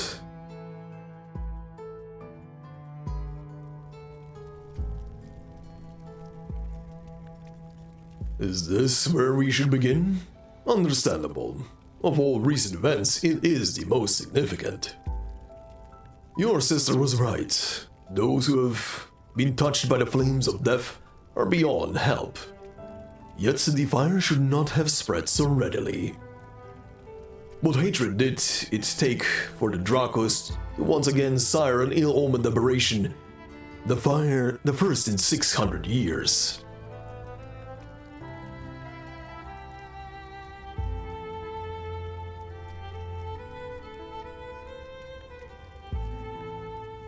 Ah, and him.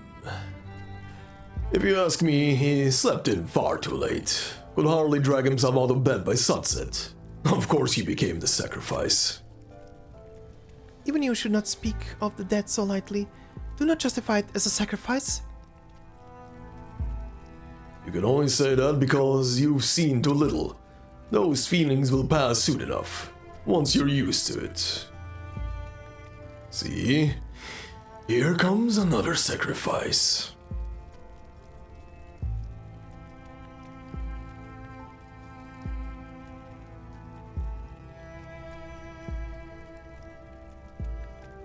The Victorians who killed you have been chased out. The last Victorian bastard died before my eyes. In a sense, your sister's dream did become reality. The Tarans have risen, and the Victorians have fallen. Simple, direct, satisfying. Were you one of the bystanders too? Don't get caught up on that, child. You know what I am.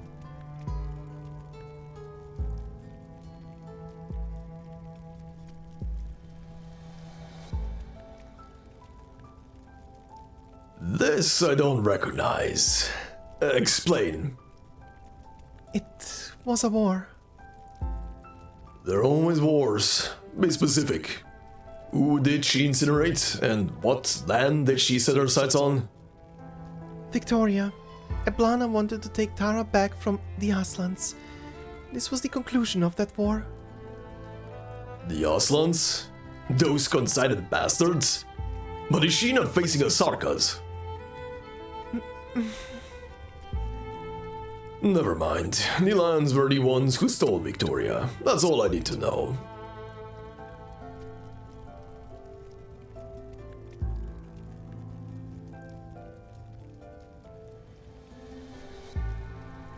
I don't need you to tell me what this is, just as I can tell the expression beneath the mask.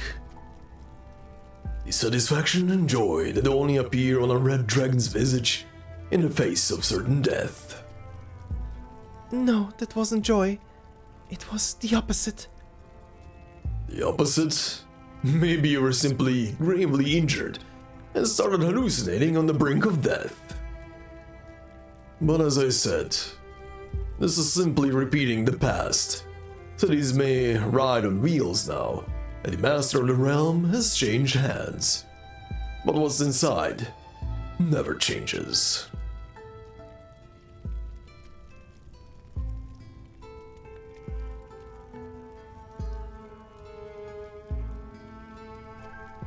What is this? Your home?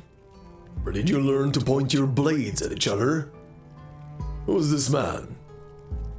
The Earl of Warwick, our foster father. Eblana said he helped Taran see hope, a hope that could see but never reach. That all he ever did was drive thirsty travelers mad with mirages. In his hand he held a delicate thread. On one end were the Tarans, who had rediscovered their name. On the other lay the oppressors, who had trodden upon them for so long.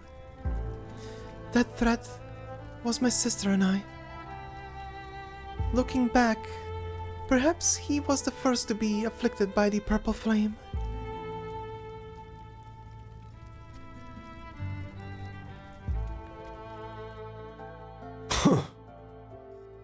Not only do you sympathize with your sister, but you also know her well.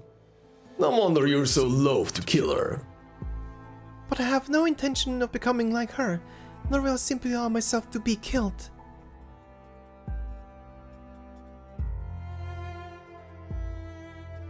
These events, this history had me recall.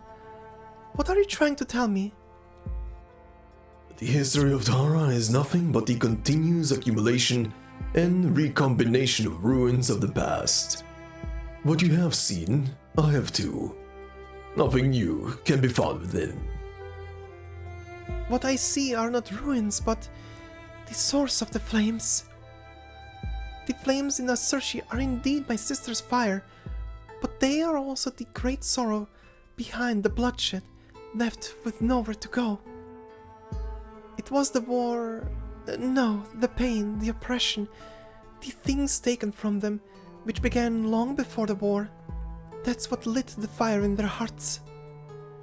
My sister shaped their sorrow into hatred, which scorched the fields of Tara and drove out the Victorians. However, without vengeance to cloak the sorrow, that same fire has come back to burn them, burning away everything they have, until they are nothing but the walking dead. A fine summary, child. But do you really think that returning the fire would solve all the city's problems? It's the only path before me. True. Well, how do you thread it? Come. We've seen your story. Now see mine.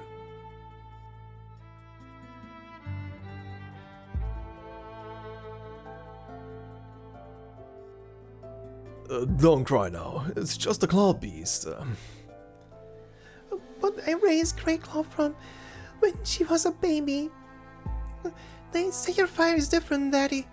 You do not heal the living, but instead bring the dead back to life.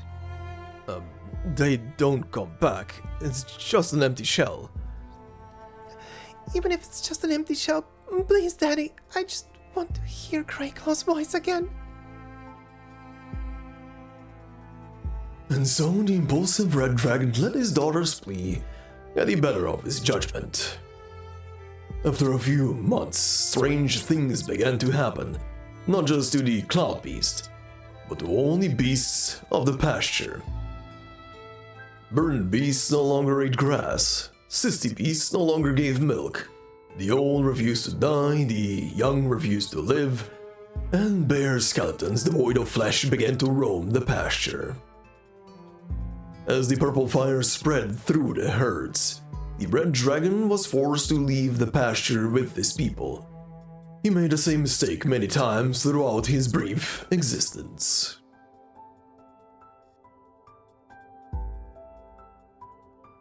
The purple fire spread through the herds?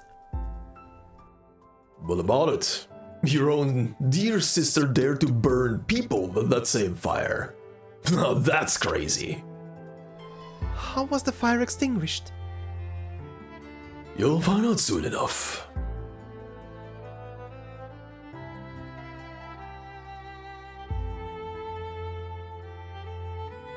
This is the citadel in Na Saoirsí? That same corridor? No, but your mistake is understandable. We simply took a large step back in time. This is how the palace you currently stand in looked 600 years ago. It's incredible how stonemasons centuries hence managed to perfectly recreate it in this Na Saoirsí of yours. So, what happened here? You're,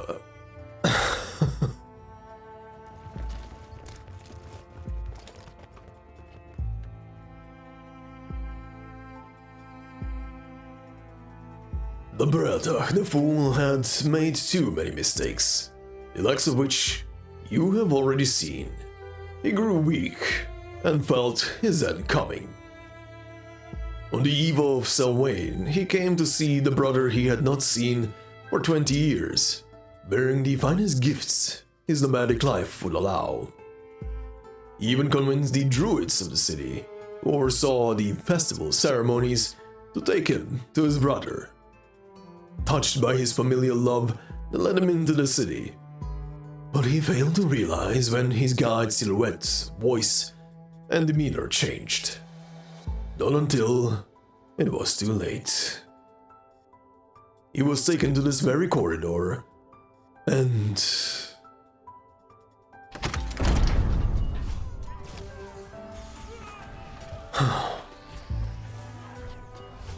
adopted Ailil, who gave the order to assassinate his brother, was on that balcony on the other side of the door. For my eyes were wide open until the very end, but I never saw his fire through the gaps. Where did it all go wrong? Was he angry that the priests continued to treat me as royalty? Did he consider me leaving without a word 20 years earlier a betrayal? Or was it someone else who wanted me dead, and he simply had no choice? I'll never know. Within this brief, swift act of violence, there was only one thing that I had longed to know, that I had never doubted. A red dragon never forgives. The hatred of the dragons is even longer than the history of Tara.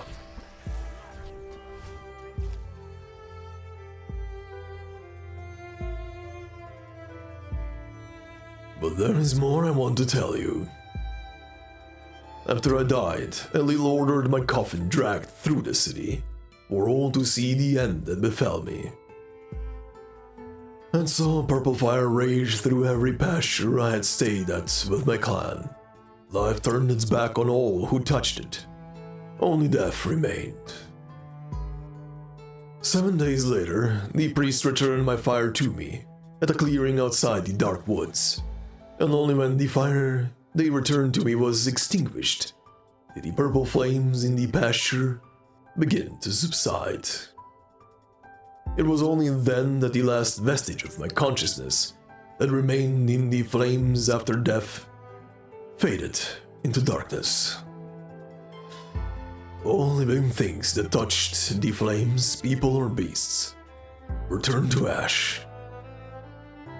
Your sister spoke true. The flames will continue to spread as long as she lives. But she is a typical red dragon. She is not so noble as to give up her life to save those who have yet to survive. If she is inviting you back, then it is certainly a trap. Run, call for help, yell, find someone who is her equal to extinguish the endlessly spreading flames. That is the only way. But what if she has already decided that I'm the only one worthy to dance with her? What if I can abandon the lives in the city to their fates as long as there is any chance of saving them? So you'll return the fire to someone who is still alive? Yes. And what if that doesn't work? Regardless, I'm going back, no matter what.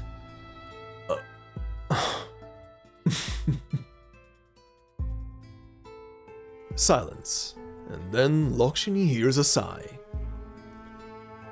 I suppose stubbornness and stupidity really are hereditary.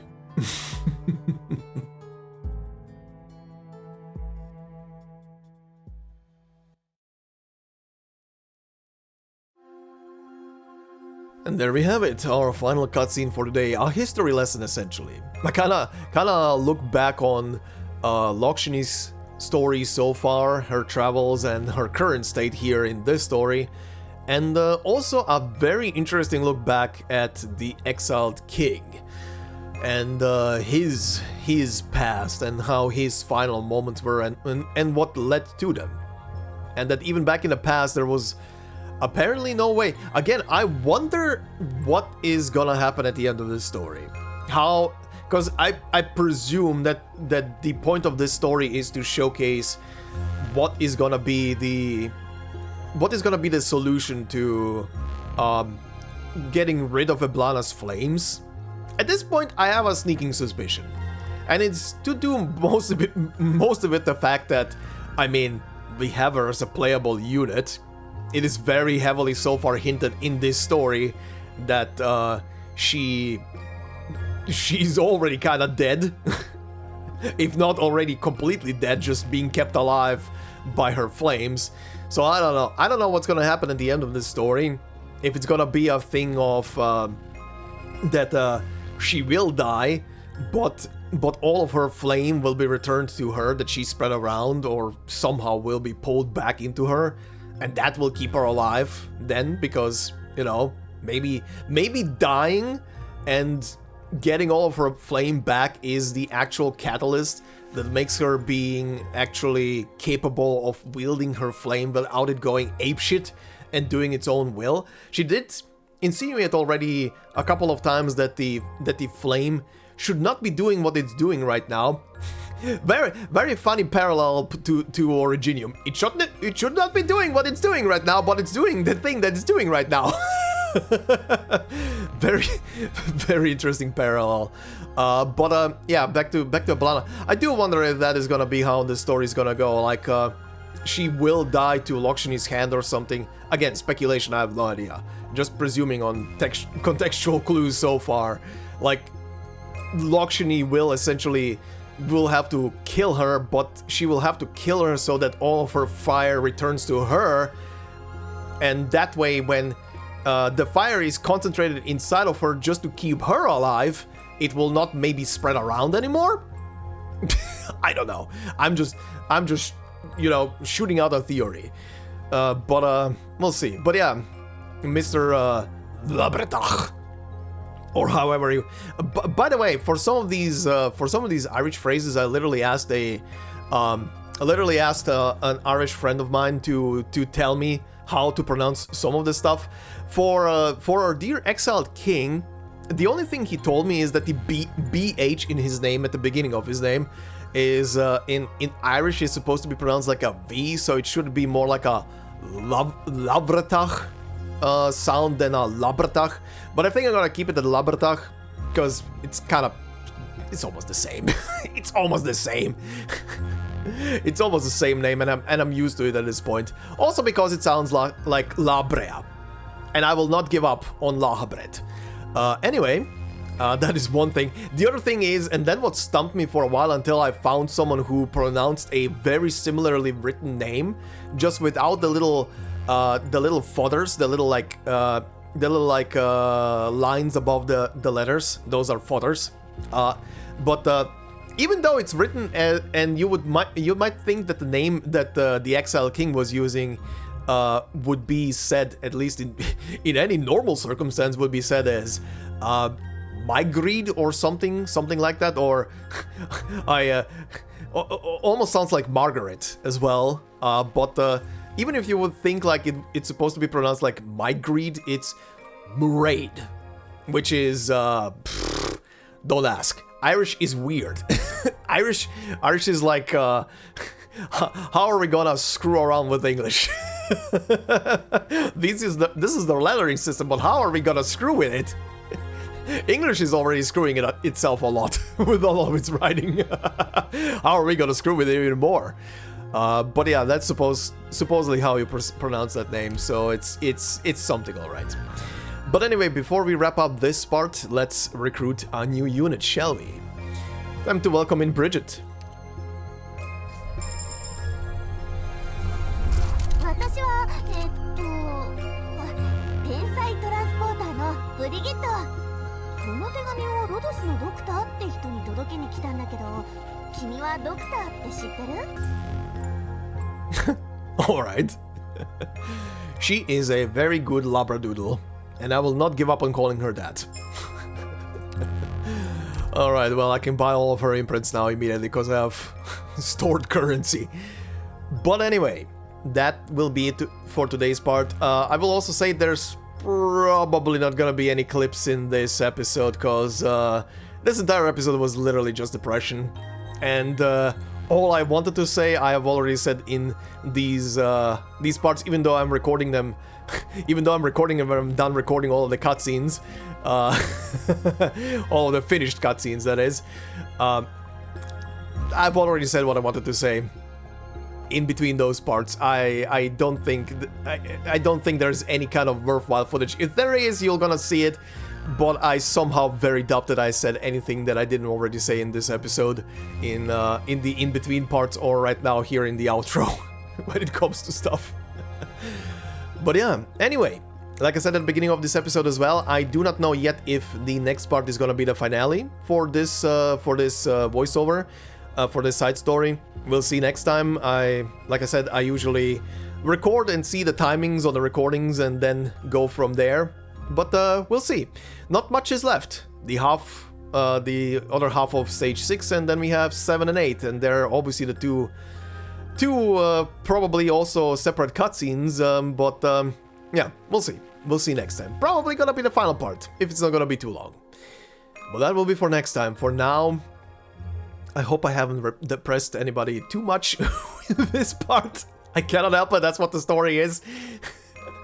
I cannot do, I don't know, a handstand or something. Oh god. This is gonna get worse by the next part. I can already feel it. Anyway, thank you very much for listening and watching. Hopefully you enjoyed.